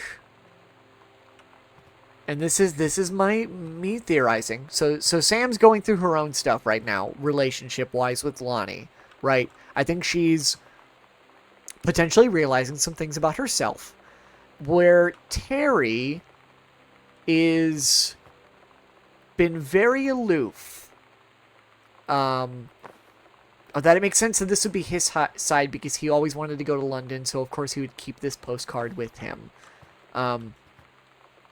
It seems like he's focused on writing and not focused on his relationship, and that means that Jan, our mom, is having some second thoughts about the marriage, maybe even getting a little bit flirty with Rick, the other ranger.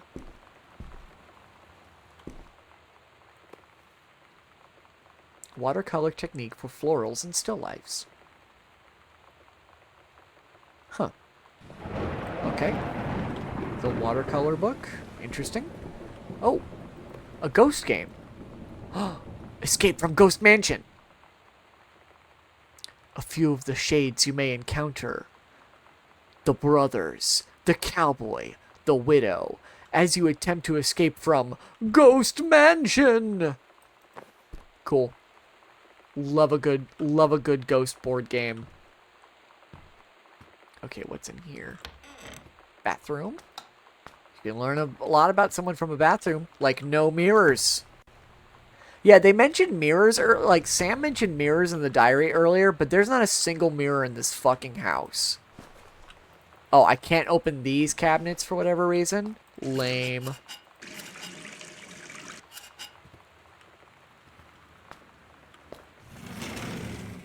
Ooh. Oh, love a good big old bathtub. That's awesome. After the honeymoon, rediscovering your spouse personally, spiritually, sexually. Oh my god. Interesting. Interesting. Yeah. I think they might have been having some marital problems. Shaving cream. Okay. I didn't mean to throw that down. I meant to put that back. Shampoo. No shower though? Just a bathtub. No shower. That's annoying. How does anybody go without a shower? I feel like baths are nice, but I do prefer a shower. Whoa. Hello? Also, Katie, Mom and Dad were going to make up the guest room for you to stay in over the summer, but you came home on such short notice they weren't around to do it. You can use my room if you want. I won't be needing it anymore. Did Sam run away? Oh, this is the guest bedroom. Okay.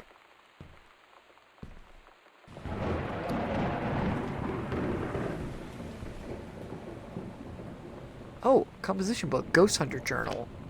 August 31st, 1944. 1:19 a.m. A tall shadow in the upstairs hall when I rounded the corner. No one was there. How tall was Uncle Oscar? No, I was not wearing my glasses. September 3rd, 1994, 12:44 a.m. A faint voice coming from the bottom of the stairs. I said hello, did not investigate. Probably was the furnace. September 9th, 1994, 4:11 p.m. Poured milk from carton in fridge. It was spoiled. Pretty sure I read that spirits can sour milk. Milk was just bought yesterday. Ooh. Also ghost milk. Ooh. I love that the milk carton's going moo. Lonnie says she feels a presence in the TV room. I suddenly begin to feel cold. We build a protective pillow fort. I did see the pillow fort. Does that mean they were in there together? Ghost. It's ghost. Ooh. Lonnie and I employ a Ouija board as a medium. Disturbing messages are conveyed from the other side. Oscar is definitely here. Enlisted Lonnie to stay up all night and help patrol premises, recording any signs of otherworldly presence. Lonnie reported many sightings, but all remained unconfirmed. Possible ectoplasm in attic, probably due to leaky roof.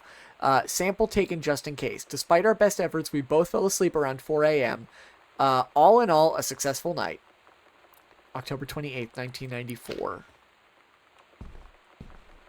Jeez. Okay. Whoop. Okay, this is all my stuff. Okay. Oh. Hey, Sam. You were asking what my JROTC ribbons meant. Here is a handy guide. Orienteering. This means the Army thinks I can find my way around. Rifle team. The Army has branded me as a certified killing machine. Adventure training. I am a born adventurous, and no borders can hold me. The Army recognizes this. So if you didn't think I was cool before, now you do. Lonnie D. Oh, and she drew it. She wrote her name in the rifle team colors. Very fun. Milk has ghost. Milk does have ghost. Sometimes Milk has ghost, and sometimes Milk has no ghost. But either way, Milk has, yeah. I am lack ghost intolerant. Oh, someone was learning how to do watercolors, it seems. I can't see the, aha. Oh, that's very nice. I like it. Exam form, performance evaluation. Name Richard Pattermuck.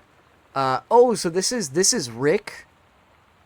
This is Janice writing about Rick.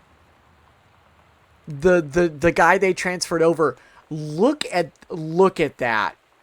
Exemplary across the board. Tell me you're not being buttered up. Come on. Ranger Pattermuck has been indispensable during the course of the prescribed burn preparation and execution. I believe his expertise and dedication has been the deciding factor in the success of a very complex and challenging conservation effort. In the opinion of the Flintlock Forest staff, Rick's contributions to daily operations have become essential to the outfit's continuing success. To this end, I will be formally submitting paperwork requesting his permanent reassignment to this facility. I fucking knew that's where this was going. She is absolutely falling for this guy. Halloween show! The Misfits, they're awesome. Don't forget your costume. Stygian Lounge, 10:29, 9 p.m., 306 Franklin. See you there. Sometimes you just have to lie to Mom and Dad. Like when Lonnie asked me to see a band with her and stay over at her friend's place in the city after. Oh, heavens to Betsy. That's a lie to Mom and Dad's situation. But it was so worth it. The girls on stage were just so loud and real and awesome. And everybody was moving together like one huge tide of sound. Between two songs, Lonnie leaned over Ranger, and said, steal your mom, Rick. "How do you like your first show?" I was so happy. I felt tears starting in my eyes. And then she up and hugged me. I think she could tell.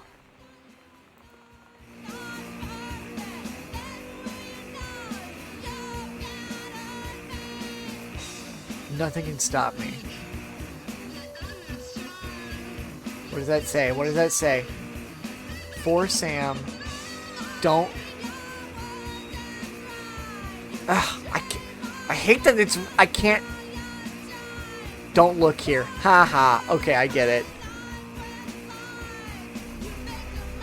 Lonnie, holy crap. I was in the library and I noticed something in the corner. I found a secret passage and it had Oscar's creepy old stuff in it. Oh my god. Wait. Mom and Dad's room? In the closet? So we're in the sewing room right now. Oh, that makes me excited. Oh, oh my goodness. That is gorgeous. Oh my god. Would kill for a setup like that. That's amazing. Whoa. Oh my god!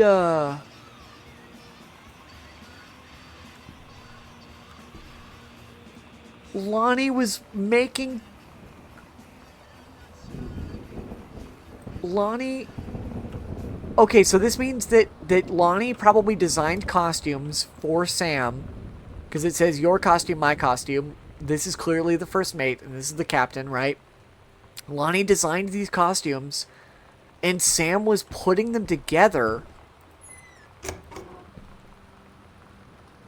Oh my god. Or put them together, for that matter. It's very possible that Lonnie has her own outfit. Oh, this was probably... Did they maybe wear these at the Halloween thing? Wild. Hold on, I'm gonna sneeze. Give me 1 sec.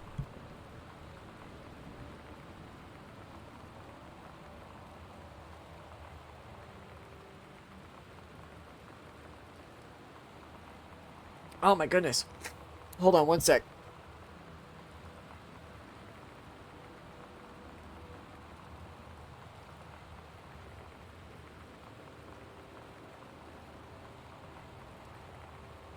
Ugh, oh my god. That was disgusting. I'm gonna take a sip of my tea really quick.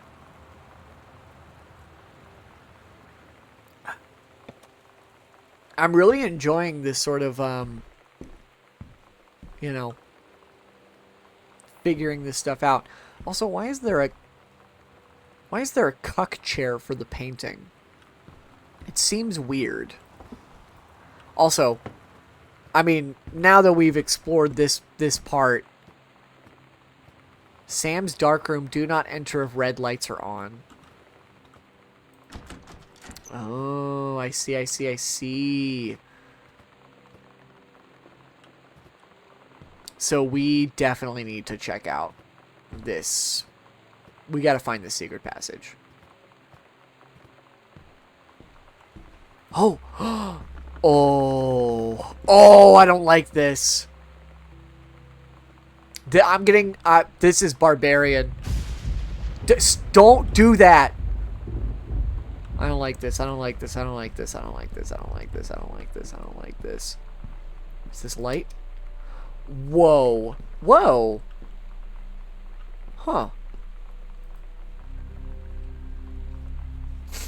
Ghost Hunters Sam and Lonnie's secret house investigation log. Hidden compartments found 3. Library, upstairs hall, foyer. Or foyer. Evidence of the supernatural discovered 0. The search continues. Oh, so there's one... There's a secret panel across from Sam's room. So does this lead down to the library then? And there's one in the foyer. Right at... Oh. Oh. Okay, okay, okay. Yeah, let's...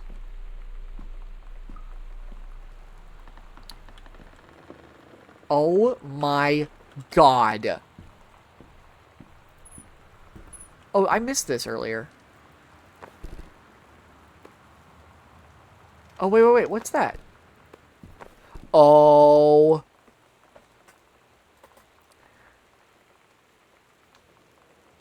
Interesting. Interesting, Dad. But you kept this in the library. I see what you're about. I see what you're about. I'll just take this with me. If I can. I cannot. But I would have liked to. Okay, so the other one is over here then. Oh, yeah, yeah, yeah. This... Oh, how did I not notice that that panel was loose? Heaven at the Edge of the World. Oh! That was Dad's 3rd book. Oh, oh my god, was it? I didn't even note. Are you making a joke?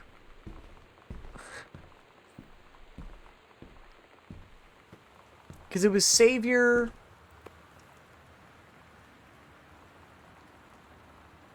No, this is the 2nd book.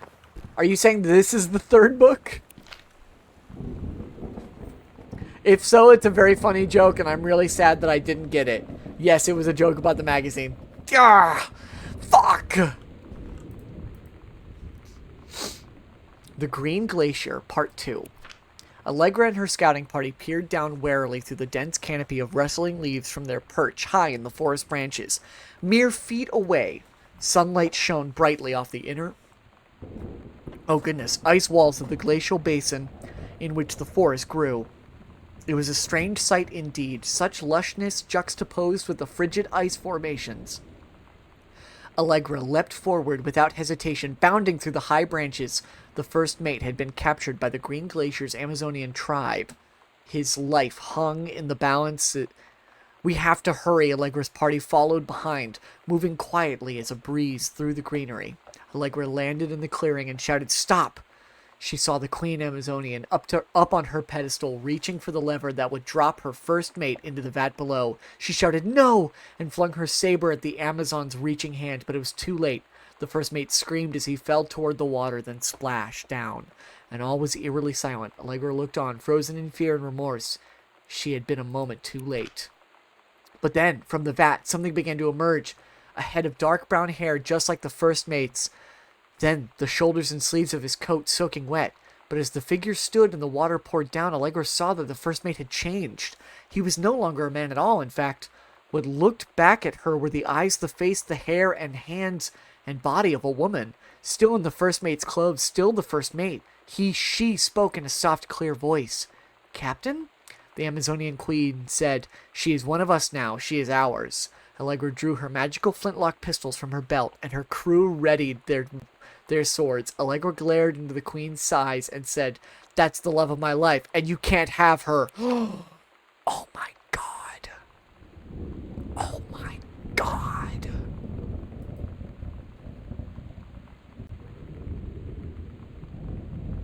Oh. Property of... What? Half of Sam's locker combo. Oh! Okay. So we need to find the other half. And the other compartment was right outside of Sam's room.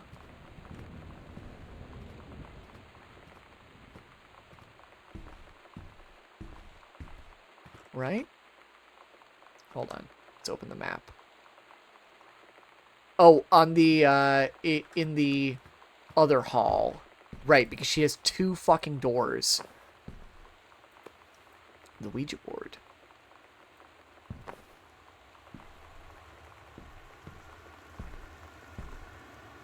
I love that sound of rain. Fuck. Hello? Hello. Who are you? Oscar. What do you want? To come back. Clearly they chickened out. Turn first number. Turn left. Nice. Okay. So let's open up our backpack. To open, turn right 3 times. Stop at first number. Turn left 1, so 051.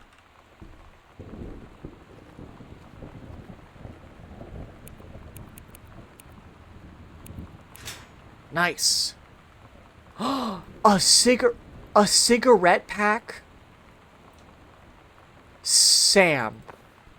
Say it isn't so. Oh, take key. Lonnie came over today, but everything was different. She was sitting at my desk chair, and she wouldn't look at me. Finally, I asked her what was going on. She said she felt like she'd done something wrong that night in the city. Like I must think... But I said no. There was nothing wrong. I just wanted to say... But I couldn't find the words. I felt like I was gonna cry, but I wasn't sad. She got up and sat next to me on the bed. I looked at her. Lonnie, do you think you could ever... And that's when she kissed me. Oh my god.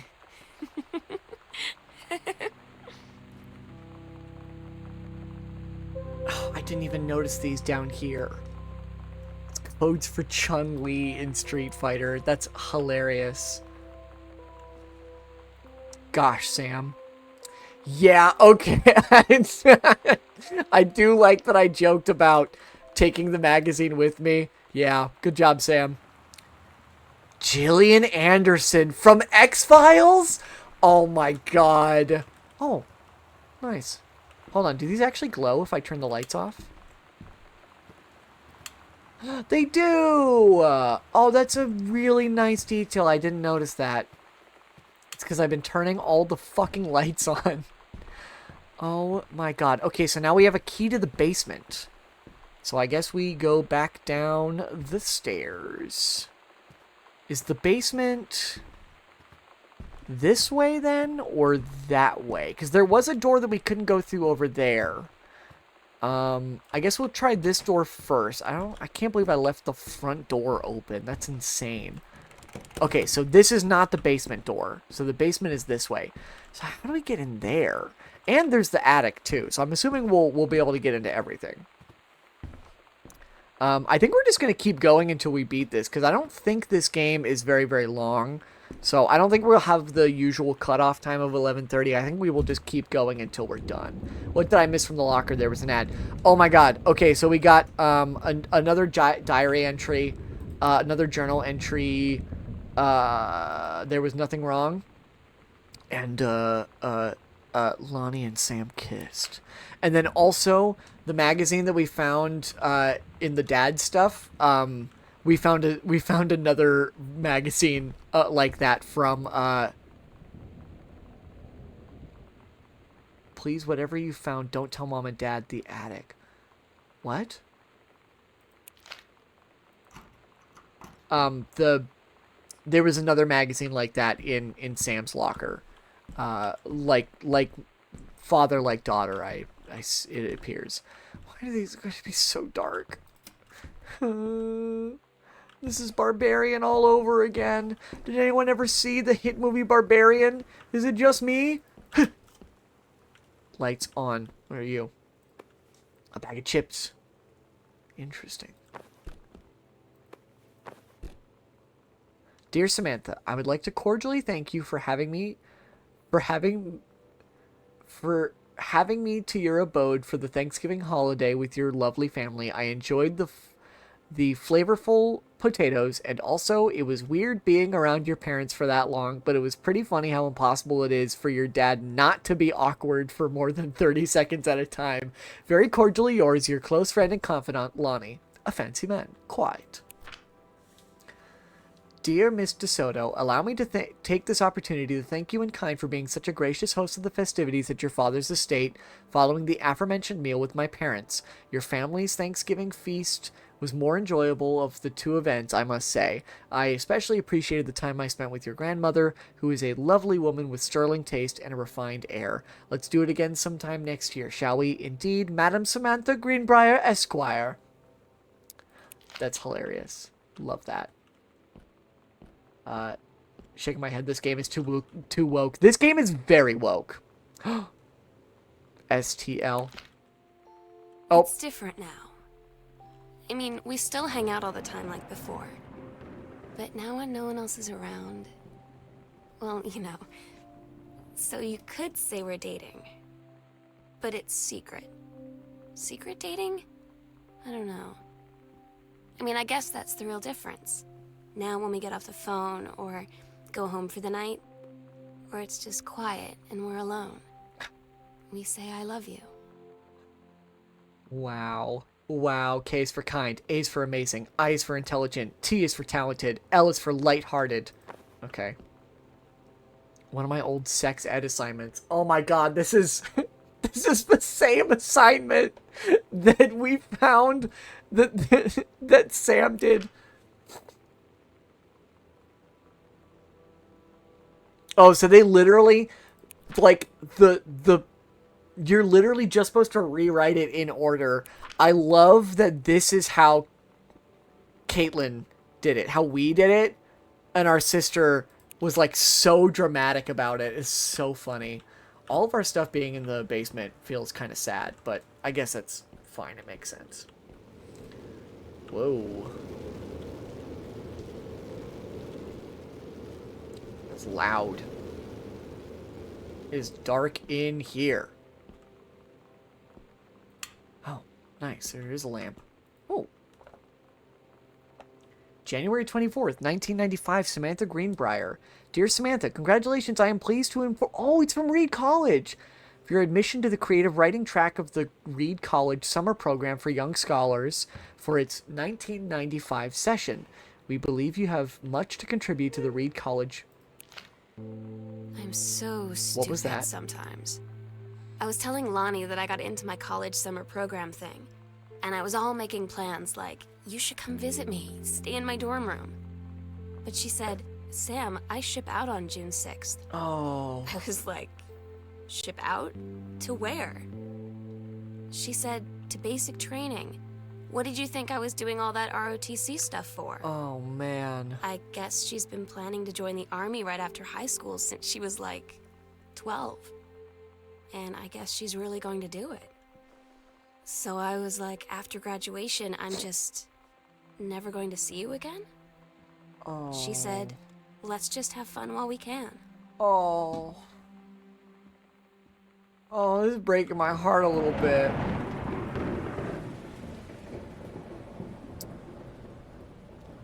Oh man, I'm getting a little sad.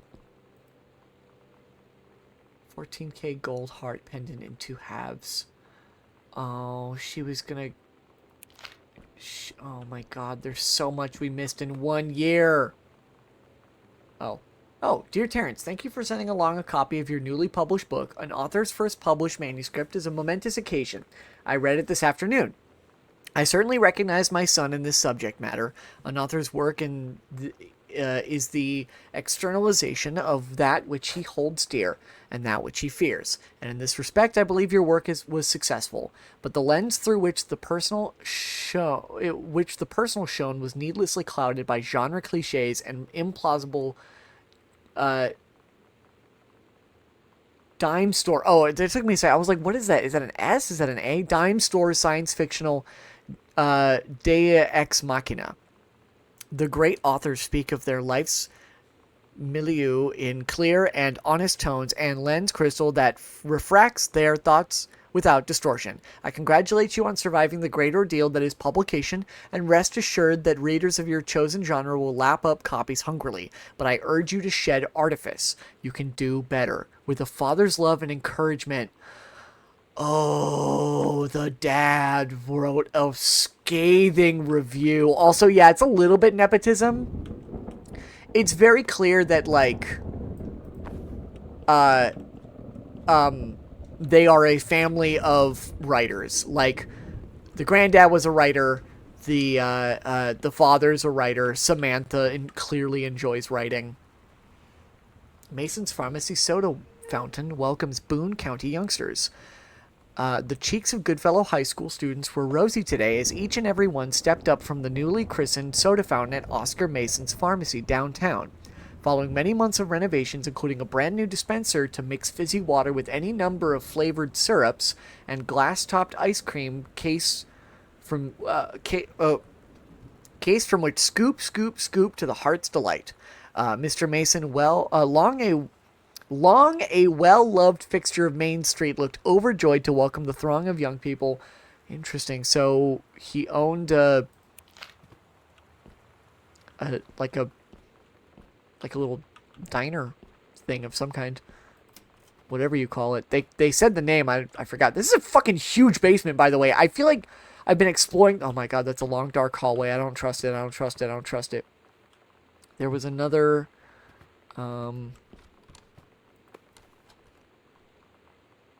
Oh, it's a pharmacy log.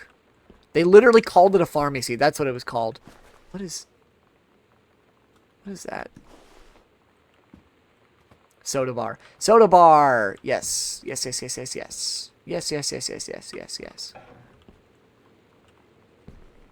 Was somebody living down here? Oh no, this is because they were doing their investigations.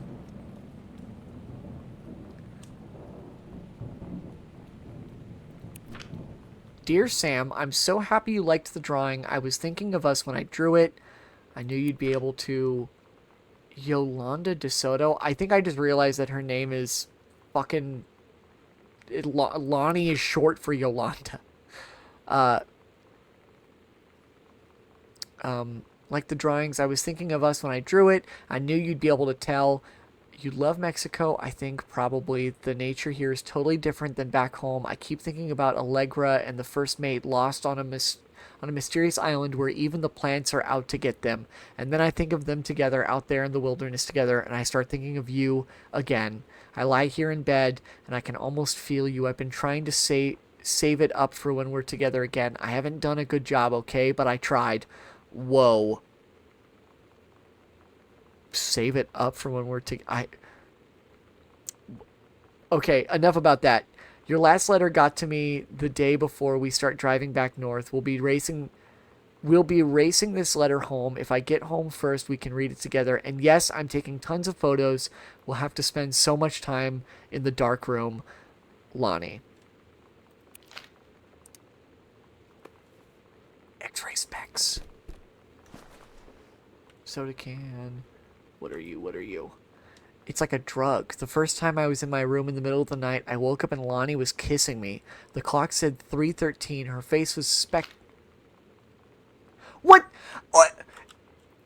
It won't let me read more? Ugh, you fucking... I can't fucking believe you. That's so funny. That is actually like really funny the way they did that, but oh my god, fuck you. Girl Scout, the band formerly known as Cub Scout, set list. Okay. Todd's band lost their singer. Todd said he sucked. Lonnie said he got sick of Todd's shit, and he was complaining about needing a new singer. So Lonnie was like, I can sing. And they were all kind of like, you can? Oh my god. And she was like, probably. And she's been rehearsing with them for like a week now. And I finally got to see them play in Todd's basement today. And she's actually really amazing. She did get the heart pendant so necklace. Proud when she's on stage. It's incredible being in awe of someone you love. So Aww. everybody knows it's like a temporary situation till she ships out in June. But till then, I'm gonna be at every single show.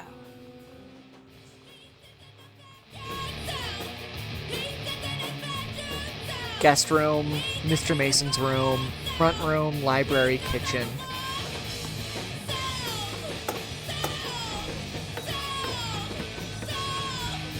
If any of these go off while I'm walking around, I'm gonna get terrified. Oh, there's a safe.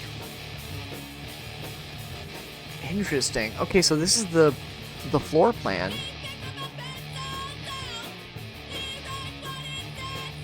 So,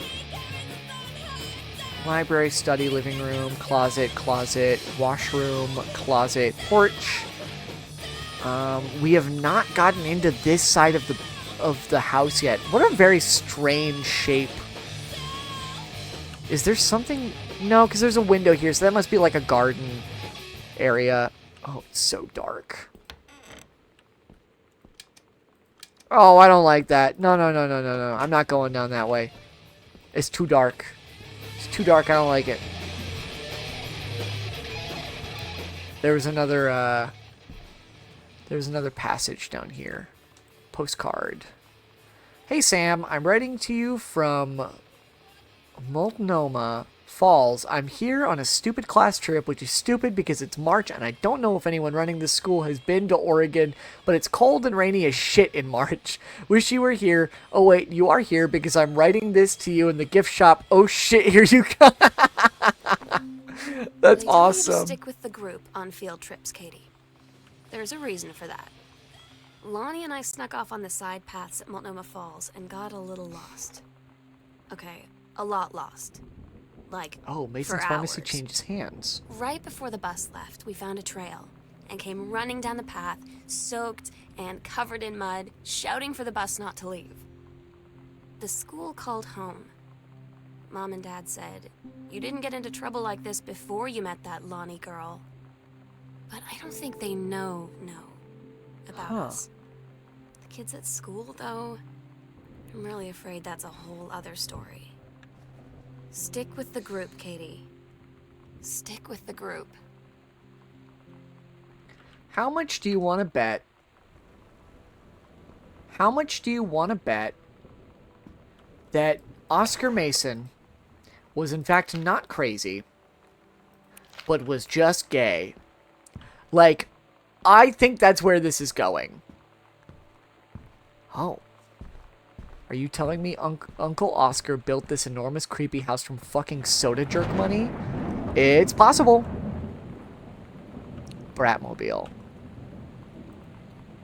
It's a lie to mom and dad situation, but it was so worth it. The girls on stage were just so loud and real and awesome, and everybody was moving together like one huge... Yeah, we heard that one before. Coolest stuff about being the Psycho House girl. Cool thing number 1, everybody in the hall thinking you don't know they're looking at you and whispering as you walk past because I guess they haven't heard of Peripheral. Costume, skeletons and devils, cheerleaders from the Smells Like Teen Spirit video, one girl dressed like Jackie Kennedy. Just little scraps, little thoughts. Women Outlaws! Ugh, love a good comic. I don't know if that's a real book. I don't think so, but I love somebody writing up here that's very, like, I see that all the time, of, like, writing that you see on people's, like... Ugh. This one's for you, Grossman. That's awesome. Had enough? Heard enough? Kicking against the patriarchy. Heavens to Betsy. Love that. Bratmobile. Amazing. Amazing. Just a bag of chips. Pizza box. Label? Girl justice now. Fun, fun, fun. Samantha Greenbrier. Dear Miss Greenbrier, I appreciate the time and effort you put into writing your letter. It showed initiative and was well written, but it does not change my mind on this matter. While I understand that Miss DeSoto is a friend of yours, the fact of the matter is that she defaced school property with profanity. The fact that she allegedly defaced her own locker in retaliation for another student doing the same to yours is immaterial. As to your complaint that no other student has been punished for their part in this incident, the fact is that no guilty party has come forward, and there has been no convincing evidence as to who might have defaced your locker. In other words, there is no one to punish. I would suggest letting this issue drop, as it will only bring more unwanted attention on yourself, which I believe is what you claim began this whole incident in the first place. Oof. Oof. I don't get Lonnie sometimes. Like, her band, and our zine, and her hair, and everything are all anti-authority. I knew there'd be something under But the I pillow. watch her in JROTC, and she's doing drills in perfect formation, following orders, no question. And there's all this stuff in the news about don't ask, don't tell. Like, she's going to join the army and then have to lie Aha! about who she is. She said they don't need to know what they don't need to know. Like it was no big deal. This from the girl who trashed her locker to, like, defend my honor. I've learned when to stop arguing, though. I don't think Lonnie... Oh, I gets see. Lonnie sometimes. They made a zine. Oh, I see. Heard enough, had enough. Ready to join the revolution and take a stand against Grossman and the patriarchy? Oh, they made zines. I love that. Sheldon Grossman. That's awesome. Dude, I fucking love these fucking rad-ass teenagers who are just, like, rebellious and falling in love. What the fuck, man? Stop that.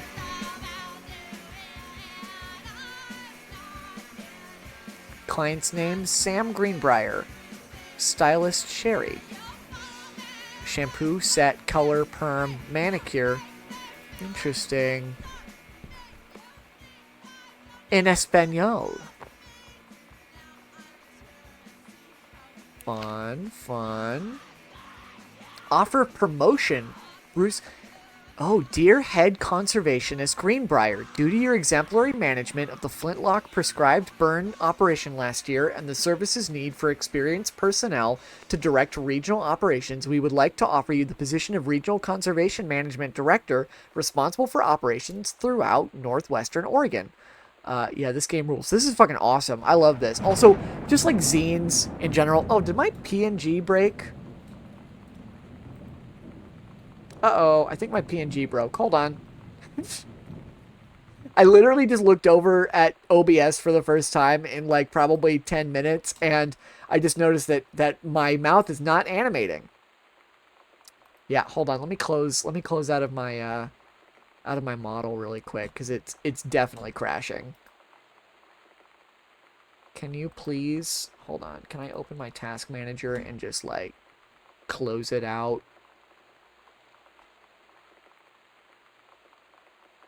There we go. Okay, and we'll just reopen it. And ignore the weird sizing. It's gonna be fine. Just, there we go. Okay, and ignore my large chest. Thank you. Anyway. There we go. And I'm animating again. Your assistance would be sought to fill your previous position on site at the Flintlock National Forest. Your new posting would be at the Regional Management Building located at 128 Bullhorn Road, which should be much more convenient for your daily commute. Please respond as soon as possible regarding your decision. I don't think she took this. I don't think she took this position. Oh, wait. Can I open the folder, please? Wait, what does it say on the front? Let me... Call Daniel. Daniel says he's coming over to get his game back. Whoa. Inside Edition documentary. Investigative team visits camp whose specialists help adolescents overcome deviant behavior. No! Oh my god. You didn't. Katie, you know how Mom and Dad are. Not exactly super open-minded about things. It feels like every minute I don't spend with Lonnie, I spend worrying about them finding out about us. What would happen if they did? You know Dad's joke about the nunnery that he'd tell whenever he brought boys around the old house? Oh my god. I wonder where he'd want to send me. This sucks, dude. This game is woke. Fuck. Hey, Lonnie, sorry my mom was such a bitch last night. She's hardly ever around since her forest is like an hour away, and then when she is home, she takes it out on you, like, because you're not a member of the family. She knows you won't call her on it, and I'm sorry. It's okay, I know she's just jealous of our cool and freewheeling lifestyles. I feel sorry for you. I'm lucky my mom lives in Florida. You have to have a mom every day. Sorry, I didn't mean to bring up the mom thing like that. I know I shouldn't complain. No, I'm being serious. My mom is a psycho Christian, and her new husband, Don, is a complete tool. Living in Florida with him is her eternal punishment in my mind. So you wouldn't rather live with your mom in Florida? No! Oh my god. Oh my god. Fuck, dude. Fuck this. Oh my god. That whole nunnery thing, that makes me really upset. What is this?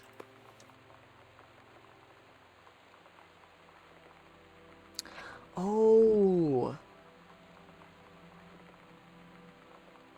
It's a ticket. For... What's the date? February 23rd, 1995. Interesting. It's a ticket stub for a show. Earth, Wind, and Fire, which I think is the dad's favorite band, I think. Another one of Mom's purses. Fuck you, Mom. Manual for Forestry Research and Education. Hi, Jan. I got 2 tickets for... Oh, Earth, Wind, and Fire on Thursday, but my girlfriend says she doesn't want to, so... her taste in music rears its ugly head again. So that leaves me with an extra ticket that I thought you might be interested in. More fun than clearing brush in the freezing rain, right? Oh my god, Rick! So I'm sure you don't know this, but the reason I keep calling this game woke is because it has a whole aspect of Gamergate and people getting upset over walking sims. Oh, that much I know. I think that whole thing was fucking stupid, by the way. Jeez, could you not actually... My god.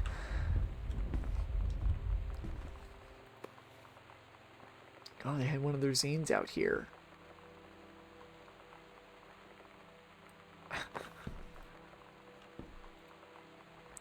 Sam, since you refused to hear us out this afternoon, your mother and I are putting this in writing so that we are absolutely clear. You are grounded for the rest of the month from social and telephone privileges and from using your car for anything except going to and from school.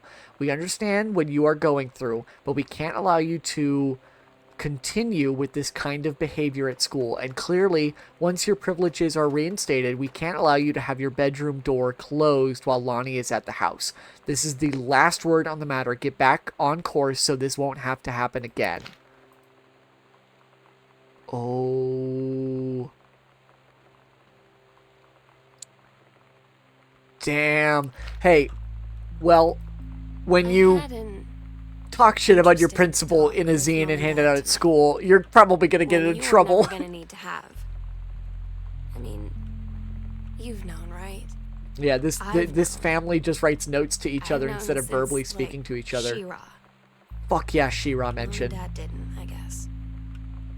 But they saw the zine and the stuff on the locker, and they were like, is there something we should know about you and Lonnie? And so here's the thing. I was prepared for them to be mad, or disappointed, or start crying, or something. But they were just in denial. You're too young to know what you want. You and Lonnie are just good friends. You just haven't met the right boy. It's a phase. That's what I didn't see coming. That they wouldn't even respect me enough to believe me. Well, joke's on them, because they're in for one very long phase. Another one of the postcards I sent. Hi, Mom, Dad, and Sam. The vacation is weird. As you can see, the Catholic Church still has a lot of money left over from the Middle Ages. I've gotten to see all of the art, including the Sistine Chapel ceiling and sculptures by Michelangelo, Donatello, and the rest of the Ninja Turtles.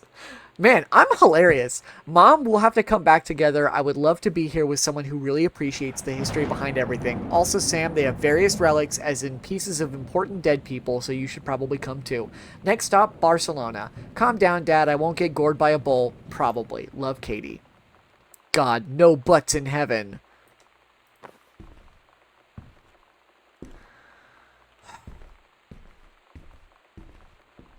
This whole thing with Sam is making me sad now.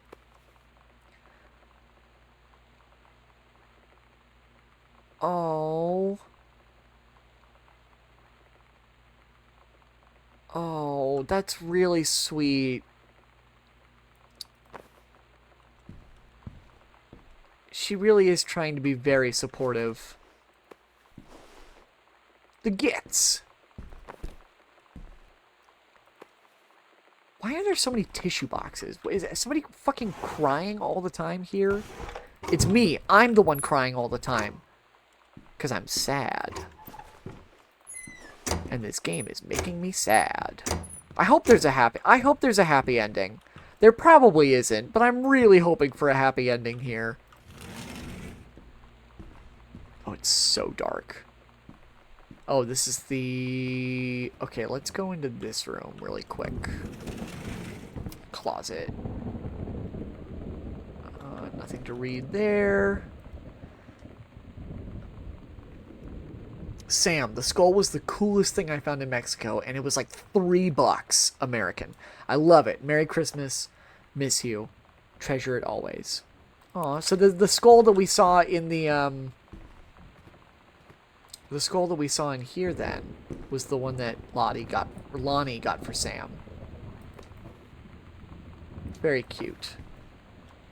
Good for them. Oh, it's another Bible. How did I not notice that before? I'm going to put you on the floor.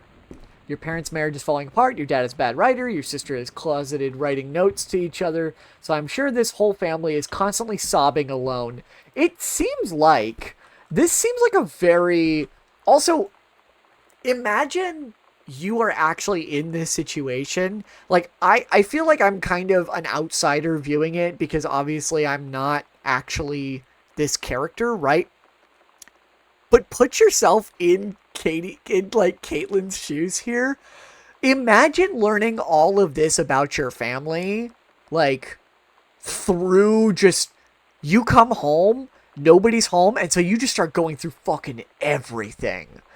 And you're having fun in Europe like a bad daughter, shaking my head. Yeah, this feels like the, being the nosiest fucking person on the planet simulator. Like, that's what this game feels like. I kind of love it for that. Is there a light switch in here somewhere? It's really dark. There it is. Okay. Oh, it's a little kitchen. Wow, I can't believe it took us this long to find the kitchen. Hold on. Mr. and Mrs. Jonathan Blair request the honor of your presence at the marriage of their daughter, Helen Margaret, to Mr. Richard Morris Pattermack. Sunday, the 4th of June, 1900... Oh! Oh!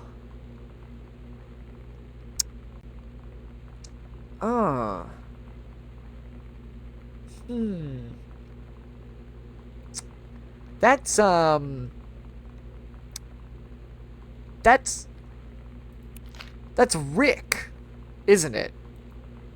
Sam's schedule, working at Crown Burger on Bethel Road. Monday, Wednesday, Thursday, Friday, 3 p.m. to 7 p.m. Saturday, 12 p.m. to 6 p.m. Oh, Amore Pizza.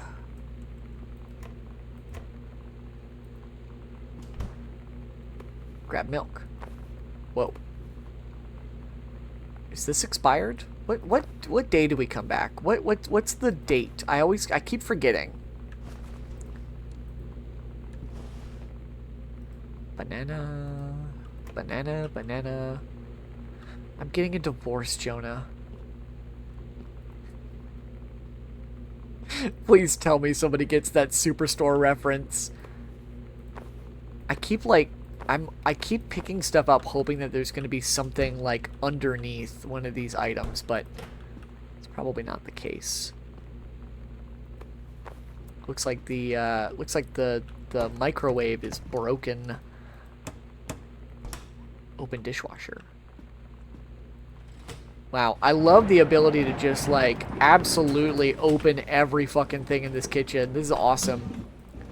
Oh, this drawer got taken out. Weird. Huh, okay. Weird. Why is this kitchen in disarray?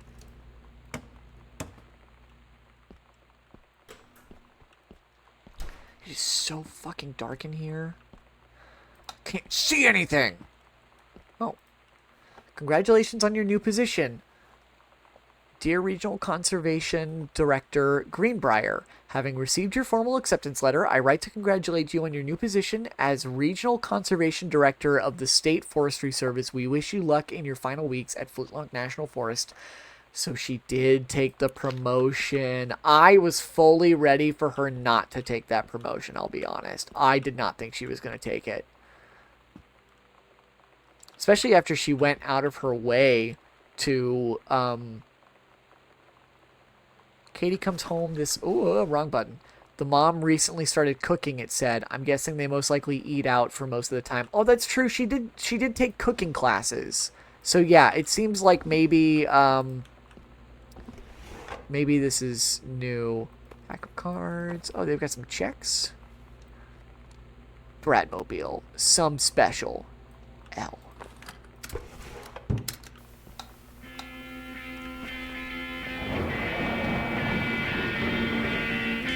Oh, this is the...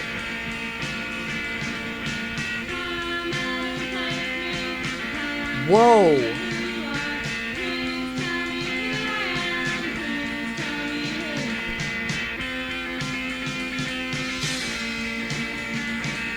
Interesting.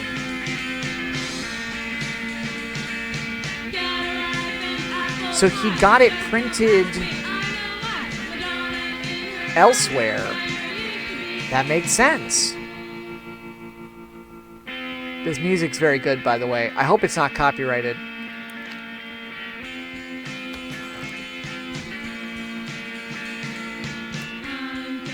Jesus. Oh, it's a garden.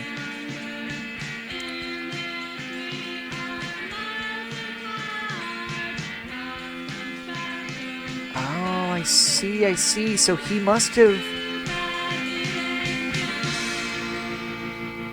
Accidental Savior, I believe, is the first one.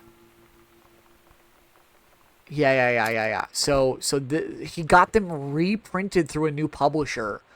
March 28th, 1995. These covers are really sick. They actually, weirdly enough, like,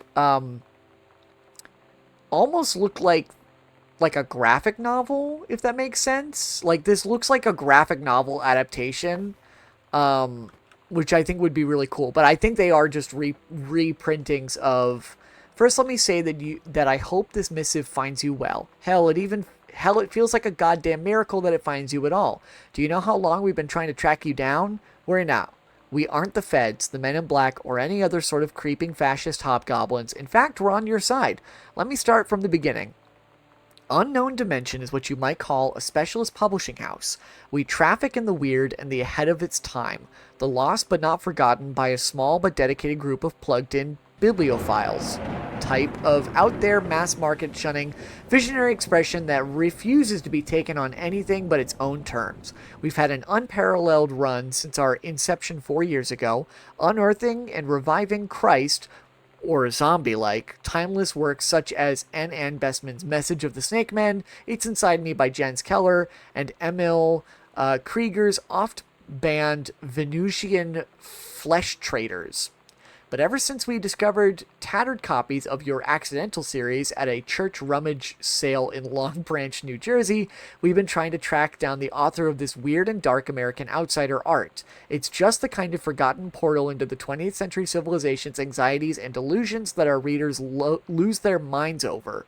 James Bond and Harrison Ford might be the dick-swinging heroes that modern suburban America wants, but John Russell, mild-mannered insurance agent by day, reckless history-revising sociopath by night, is the twisted peacekeeper that it deserves. It is our mission to bring him back to life. Okay, so I've typed plenty. What do we want from you? We want your permission to reprint the work since your original publisher, Mercury Books, folded a decade ago. We want you to supply a new foreword for the books to appear in brand new editions of The Accidental Savior and The Accidental Pariah, and to be produced by Unknown Dimension as a limited run and marketed directly to our highly discerning customer base. And we want to offer you a portion of the proceeds, contract to follow, assuming you're interested in coming along with us on this weird odyssey. We look forward to embarking with you and to thrusting your work screaming back into the sweating palms of an unsuspecting American public. It's about time. Blast off. Interesting. Very, very interesting. And a little bit strange. A little bit, weird. Yeah, they do order a lot of pizza. Also, this caught my eye, and I completely, forgot to read it. Katie comes home this month. We'll call with exact date. Can't make it. Send regrets. Oh. They were going to go to Rick's wedding, and then they couldn't. Charity junk pickup. Dentist Sam. Forest Loop Trail hike event. Chuck potluck.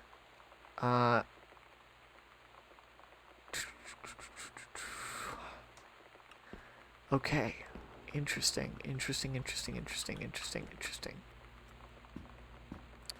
There's a lot going on in this family. There is a lot going on.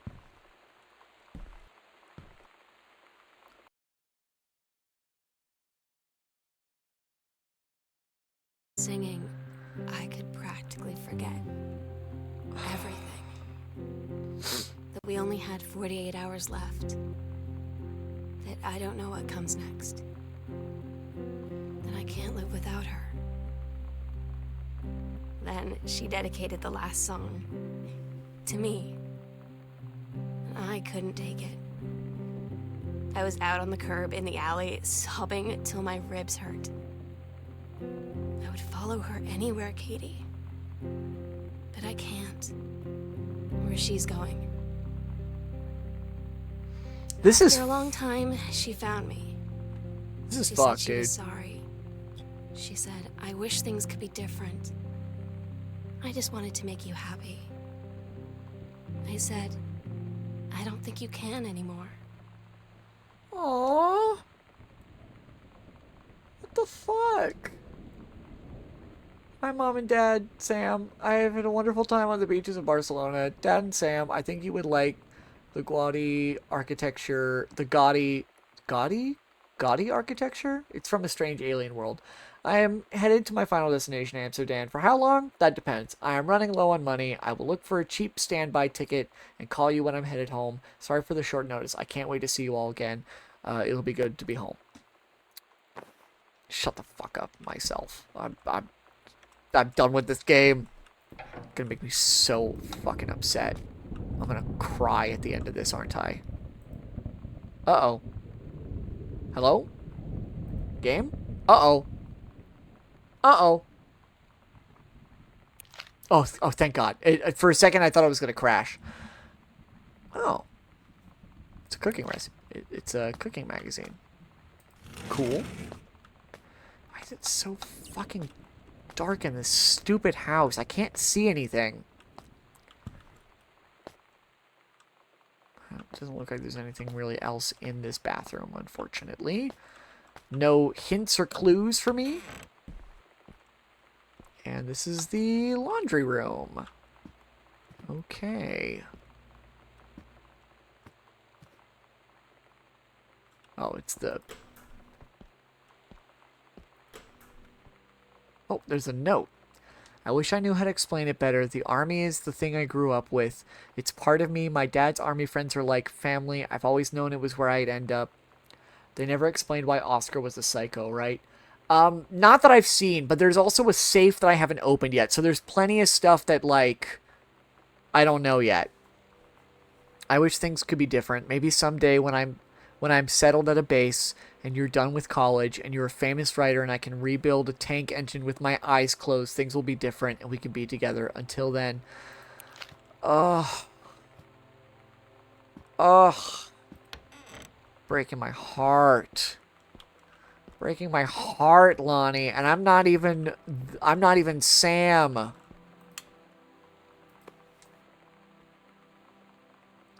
He's got a lot of notes in here. Accidental savior, accidental prophet, or sorry, accidental pariah. Accidental prophet would have been the third one. Couples counseling retreat. Oh! It's not an anniversary trip.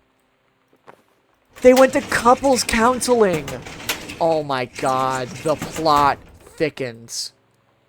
The accidental human. Ah, interesting.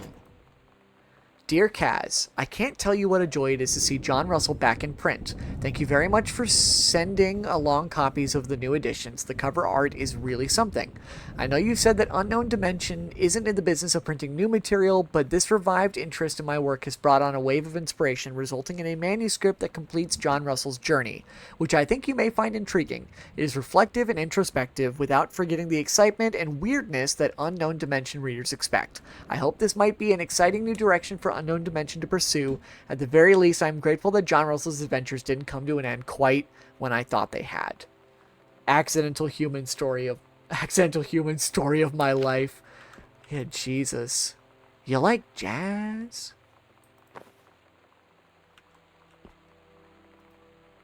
Cover copy. It's been almost 20 years since John Russell heard the call. Twice he saved a president's life. He's practically forgotten the days of the future of danger and excitement, the days where he mattered. So when that familiar rip in time opens in front of him and his handlers peer out, he doesn't hesitate. Is the president in danger? No. The life you save this time will be your own. Jack Russell goes John Russell goes to couples counseling. Do do do do do do. Dangerous.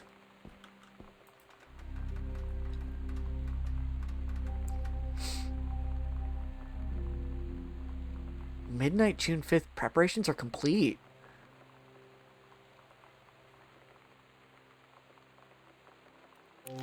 We agreed our last night together would be our happiest ever, and we'd forget tomorrow was going to come at all. It worked for a while. We had a good time seeing Oscar off, then ran up to the attic to look through our photos, to find one for Lonnie to take with her. And looking at them, I realized they were all in the past, and there wouldn't be any more. And I didn't know what I was going to do. And I cried, and she held me. She said she knew it was hard, but life would move on. I said I didn't want my life to keep moving without her. That's when she cried too. I was so exhausted. I must have fallen asleep like that, in her arms. In the morning, I woke up. Oh. And I was finally alone. We found a secret. We found the secret passage to the guest bedroom. This is making me really sad. Hey developers? What the fuck, man? Why do you have to do this? Okay, so we're gonna have to go explore that scary little room that we couldn't see in the dark before. It was very dark, and I didn't like it, but we're gonna go take a look at it really quick before I go check out the stairs behind the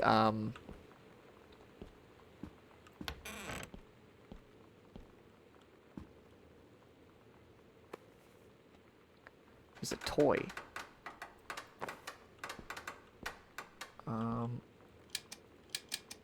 Well, it doesn't seem like there's anything actually in here.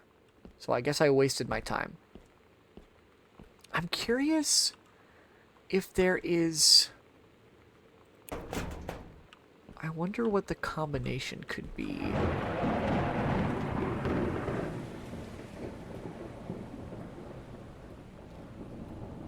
There's no band formerly known as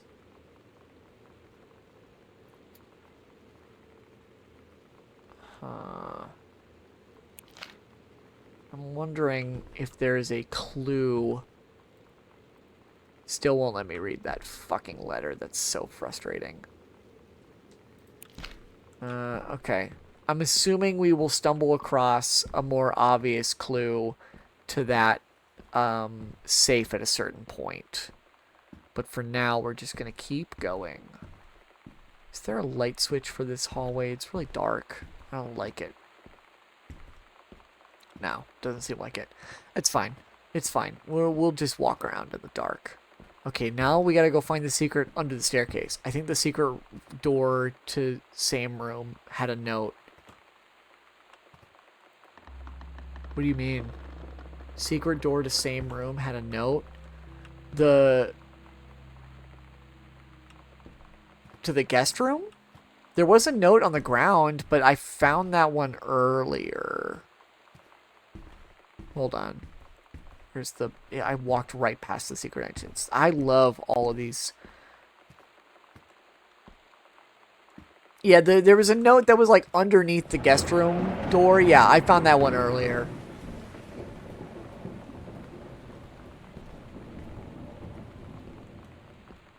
Whoa. What the fuck?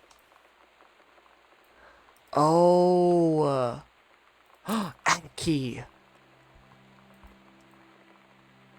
Food pyramid. Sunset light in this house is the saddest thing I've ever seen. I just want to sleep. When I'm in the attic, it almost feels like Lonnie could still be here. She's just downstairs. I'm just waiting to hear her pull down the hatch and come running up. Maybe I'll go up to the attic and wait.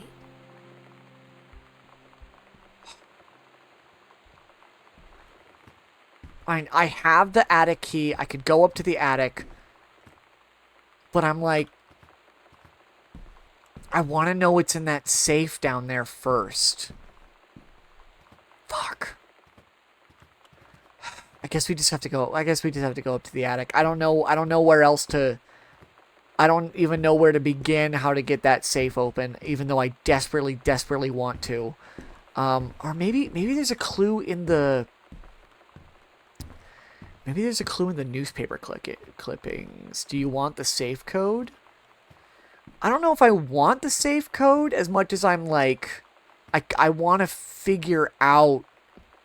Is it something that I can figure out right now, or is it something that I don't have the information for yet? Like, because I feel like the attic is going to be, like, the end, right? Like, that's going to take us to the end here. December 10th, 1965. Maybe, like, 12:10. There was this clipping over here. March 3rd, 1959. So 3359? Maybe?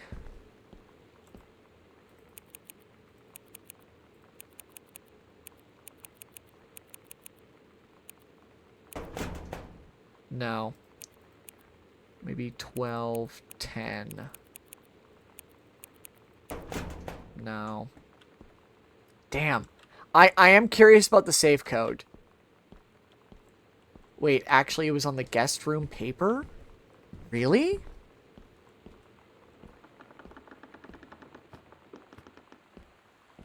Safe code? Wait, really? Hold on. Let me go back to the guest room then.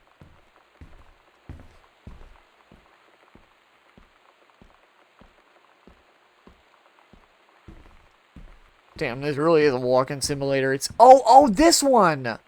1963. Okay, I thought you meant this one, which is also underneath the guest room door. There's a second note underneath the guest room door. Mason's Pharmacy. Yeah, 1963. Okay. Okay. Okay. We did it. We did it. We did it. We did it, chat. We did it. Chat, I'm literally a genius. I definitely didn't get help from chat to figure that out. That was all me, 100%. This is the craziest fucking house I've ever been in. And I know it's not a real house, but still. Is it 1963? Did I read it? Or was it 3961? I guess we'll find out.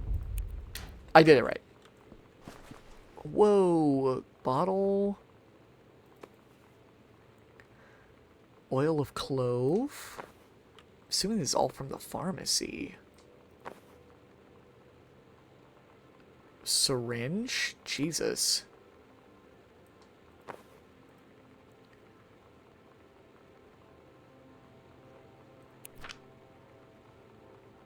Oh my god. It's... Oh my god. Cursive. I write what shall be my last appeal to go unanswered. One way or the other, I feel a prisoner on an island with no jailer, no human soul for someone, no human soul for only my one mind examining itself endlessly searching for relief. In the years since transgression, I have sought no absolution, only for forgiveness. In good faith, I have removed myself from all temptation, sanitized to prove my commitment. I don't know if that's, I don't think that's sanitized? No, that's sanitized? Move my commitment. However, I can imagine since Mother's passing, I have yearned for nothing more than the acknowledgement of my own kin, to be treated as human again, to breathe the air of human spirit once more. Sacrificed? Oh, maybe sacrifice to prove my commitment. Yeah, I think sacrificed probably. It looks like it could be sanitized. He's gay. Oh, he's 100%. I guessed this. I fully guessed this. To breathe the air of human spirit once more. M-A-N-S-E-X. M-A-N-S-E-X. Thank you for the man sex. By grace, even a wretch like me could be saved, but I do not expect it. If no response is received, I shall henceforth accept my sentence, and one day simply cease to be. With a brother's love always. Oh my god, so... Oh my god. He would have loved Sam.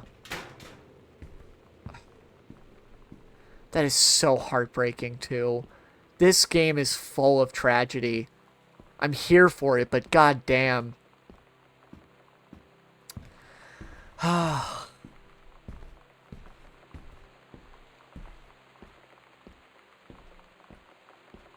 Alright. Alright. Let's head up to the attic. I feel like we have kind of scoured everything at this point, so I think it's literally just the attic left that we have not been able to get in. I don't think there's anything we've missed. We've unlocked just about everything that we found that had a combination on it. And we found every key, and now it's just for the attic.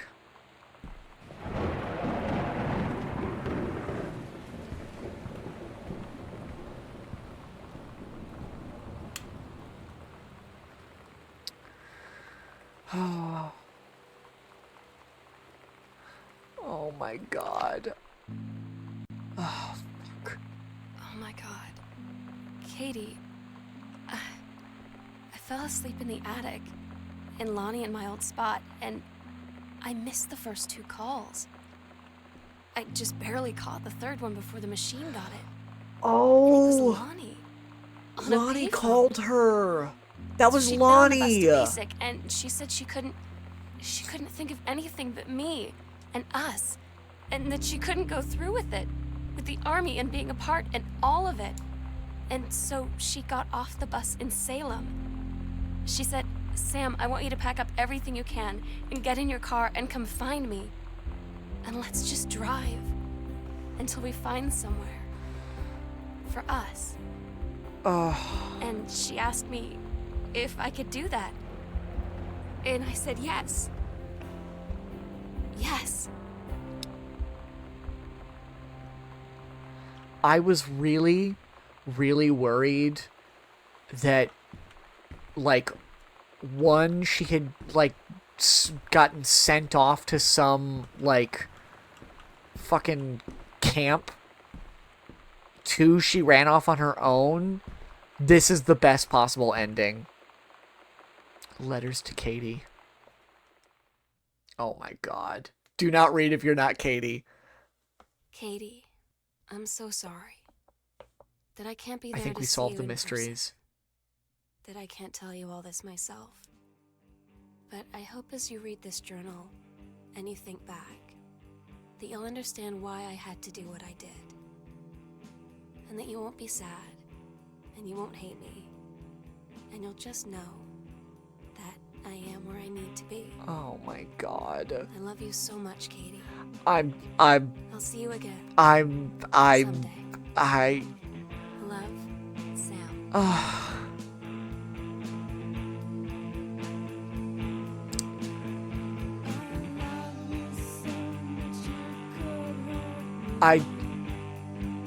Oh my god. Steve Gaynor! This game really is woke! What the fuck? Steve Gaynor! Oh my god. Oh my god. Ugh. Oh, I love that Sam and Katie are both voiced by someone named Sarah. That's insane. Oh my god. I'm shocked by how incredible that actually was. I'm like really beside myself. I really, really enjoyed that. Oh, we did feature the music from Heavens to Betsy, Bratmobile, and the Youngins. Whoops, we hopefully didn't get the VOD muted. I did not realize that there was copyrighted music in this. Those are real bands.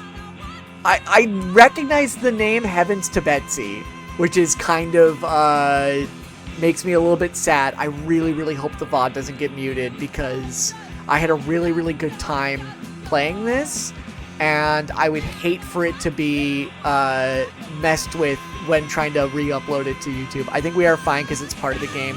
That's not always the case. Some of Kingdom Hearts 2 got muted because of the music that plays in that game. So, like, it's not always the case. Yeah, I'm hoping that because I usually have the audio turned down pretty low, it usually comes through OBS pretty low as well. So, oh, they have a thing for their cats. I'm going to turn the desktop audio down just a little bit, just in case. Just because I don't want it to potentially get muted, but... Oh my god. That was really beautiful. I really, really liked that.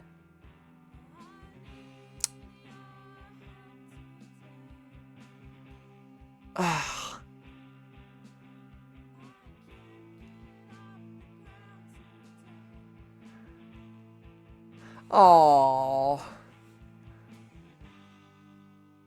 good for them.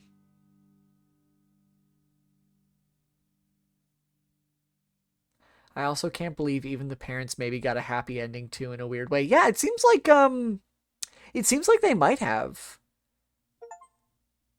Like, it's not like they got divorced or anything.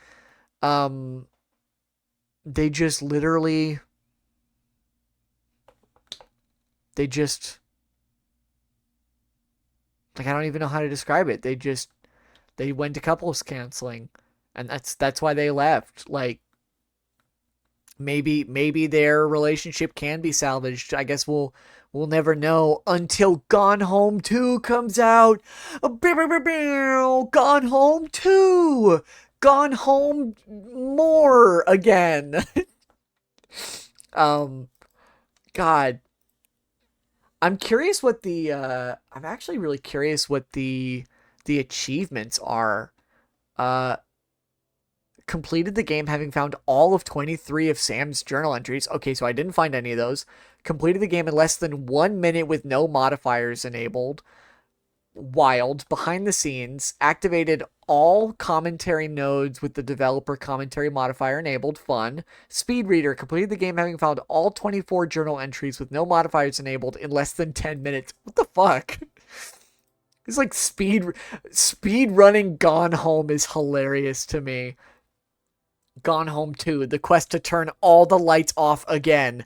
That's really what the second game would be, is the parents come home and are like, why the fuck are all of the doors open, the lights are all on, and everything is strewn about on the floor? What happened here? And I just have to be like, I don't know. How's your marriage, by the way?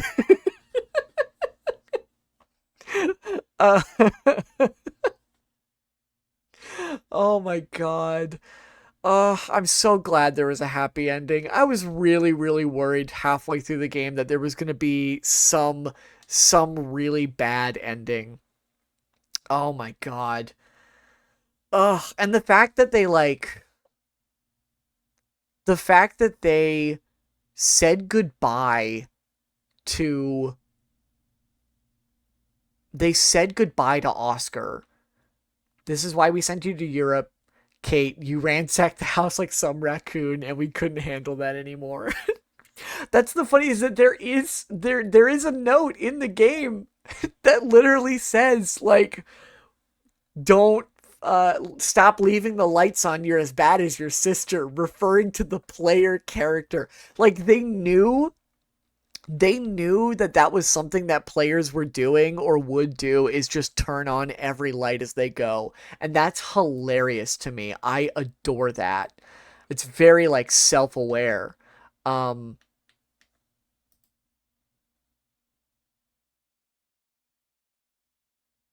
oh, that's weird. Did the stream go down at a certain point? Hold on. Why is Twitch telling me session 25 minutes? What happened? Oh, the stream must have gone down for a minute there. What the hell? How did I not notice that? That's so strange. You know what? It must have gotten disconnected on Twitch's side because my OBS is still saying that I've been streaming for 3 hours. That is so strange. Okay. Well, that's weird. I guess that explains why we were down to 1 viewer, though I don't actually know how many people we had in chat tonight. That's okay. These things do happen. Well, let's see if anybody's live right now to raid out into.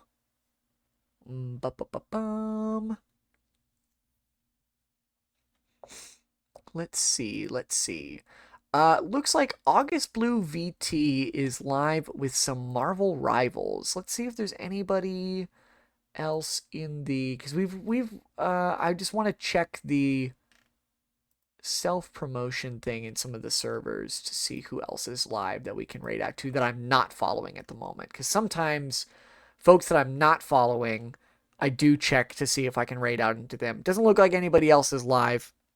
So it looks like we'll be raiding out into August VT, who is, looks like they're playing Rivals right now. Fun game. So we're going to raid out into them tonight. Thank you all for watching. Thank you for joining me. Sorry for the weird stream drop there for a minute. That was weird. I did not even notice it dropping. Hopefully we didn't lose too much stuff there, because that's like 27 minutes. That's like right towards the end. That's kind of crazy. If we lost anything in that footage, would be very, very disappointing. But with that said, thank you all for watching. We're going to raid out into August Blue VT. I am going to say this right now. It was like 3 minutes, but it should be fine. Okay, cool. I'm just going to very quickly copy and paste the raid message here really quick. But we are getting very close to October, which means that I am going to want to do some more spooky games like we did last year and 2 years before. Because this will be, because I technically didn't do a like Spooktober thing 2 years ago. I tried to do like a Spider-Man game thing, and like all of it fell through. So instead, we went back to spooky games last year. I think we're going to do it again this year, but I'm going to need some suggestions. Last year I was able to find a bunch of fun stuff. This year I want to see if I can get some like truly, truly scary games. Cause I don't think I actually played a lot of very scary games last year. Just a couple of fun little horror themed games, but nothing like really, really scary. So I think it would be a good idea to try to get some really, really scary games in our suggestion box on the Discord. So if you aren't in the Discord already, go ahead and type !Discord in the chat. That will give you the Discord link. I want to get some real good suggestions for some really actually terrifying scary games for October to play. Because I think we're going to replace our typical Indie Friday for some scary games, and we'll see how much I can fit in the schedule. But with that said, we will be live on Sunday with more, with Crisis Core, which we haven't played any of yet because I had to delay that stream. So we're gonna finally play Crisis Core. I've been itching to play it. I'm super, super excited to get into it and to see my boy Zach Fair and his stuff going on, whatever the hell is happening with him. I don't know a lot about Crisis Core, but I am excited to get into it. And then starting next week, I believe, fingers crossed, we should be able to finally get back to streaming Wednesday, Friday, and Sunday. which I'm very, very excited. I'm really, really hoping that we can more consistently get back to streaming on Wednesdays, because I was really, really enjoying the Wednesday streams. Monday streams were fine. Monday's just not always the best day to stream. Wednesday's just ever so slightly better. So I'm excited to potentially get back to Wednesday streams. So those are the only big things. I want some horror games in the Discord suggestions. We're going to be live with Crisis Core on Sunday. And we will hopefully get back to Wednesday streams next week. Only other thing, I will be making up a new outfit for the spooky season. So be prepared for a brand new trans rights outfit for my model. I think it'll be a fun time. With that said, thank you all for watching. We're going to raid out into August Blue VT. Go say hi. It looks like they are playing some Marvel Rivals. They're playing Cloak and Dagger, so we'll go see how they're doing. Thank you all for watching. Thank you for joining me once again. This game was absolutely amazing. I do want to play more like one-off stream indie games like this, but they can be kind of hard to find because I like to really take my time in games. But hopefully we can play some more here in the future. Thank you all for watching. Thank you for joining me once again, and have a good night.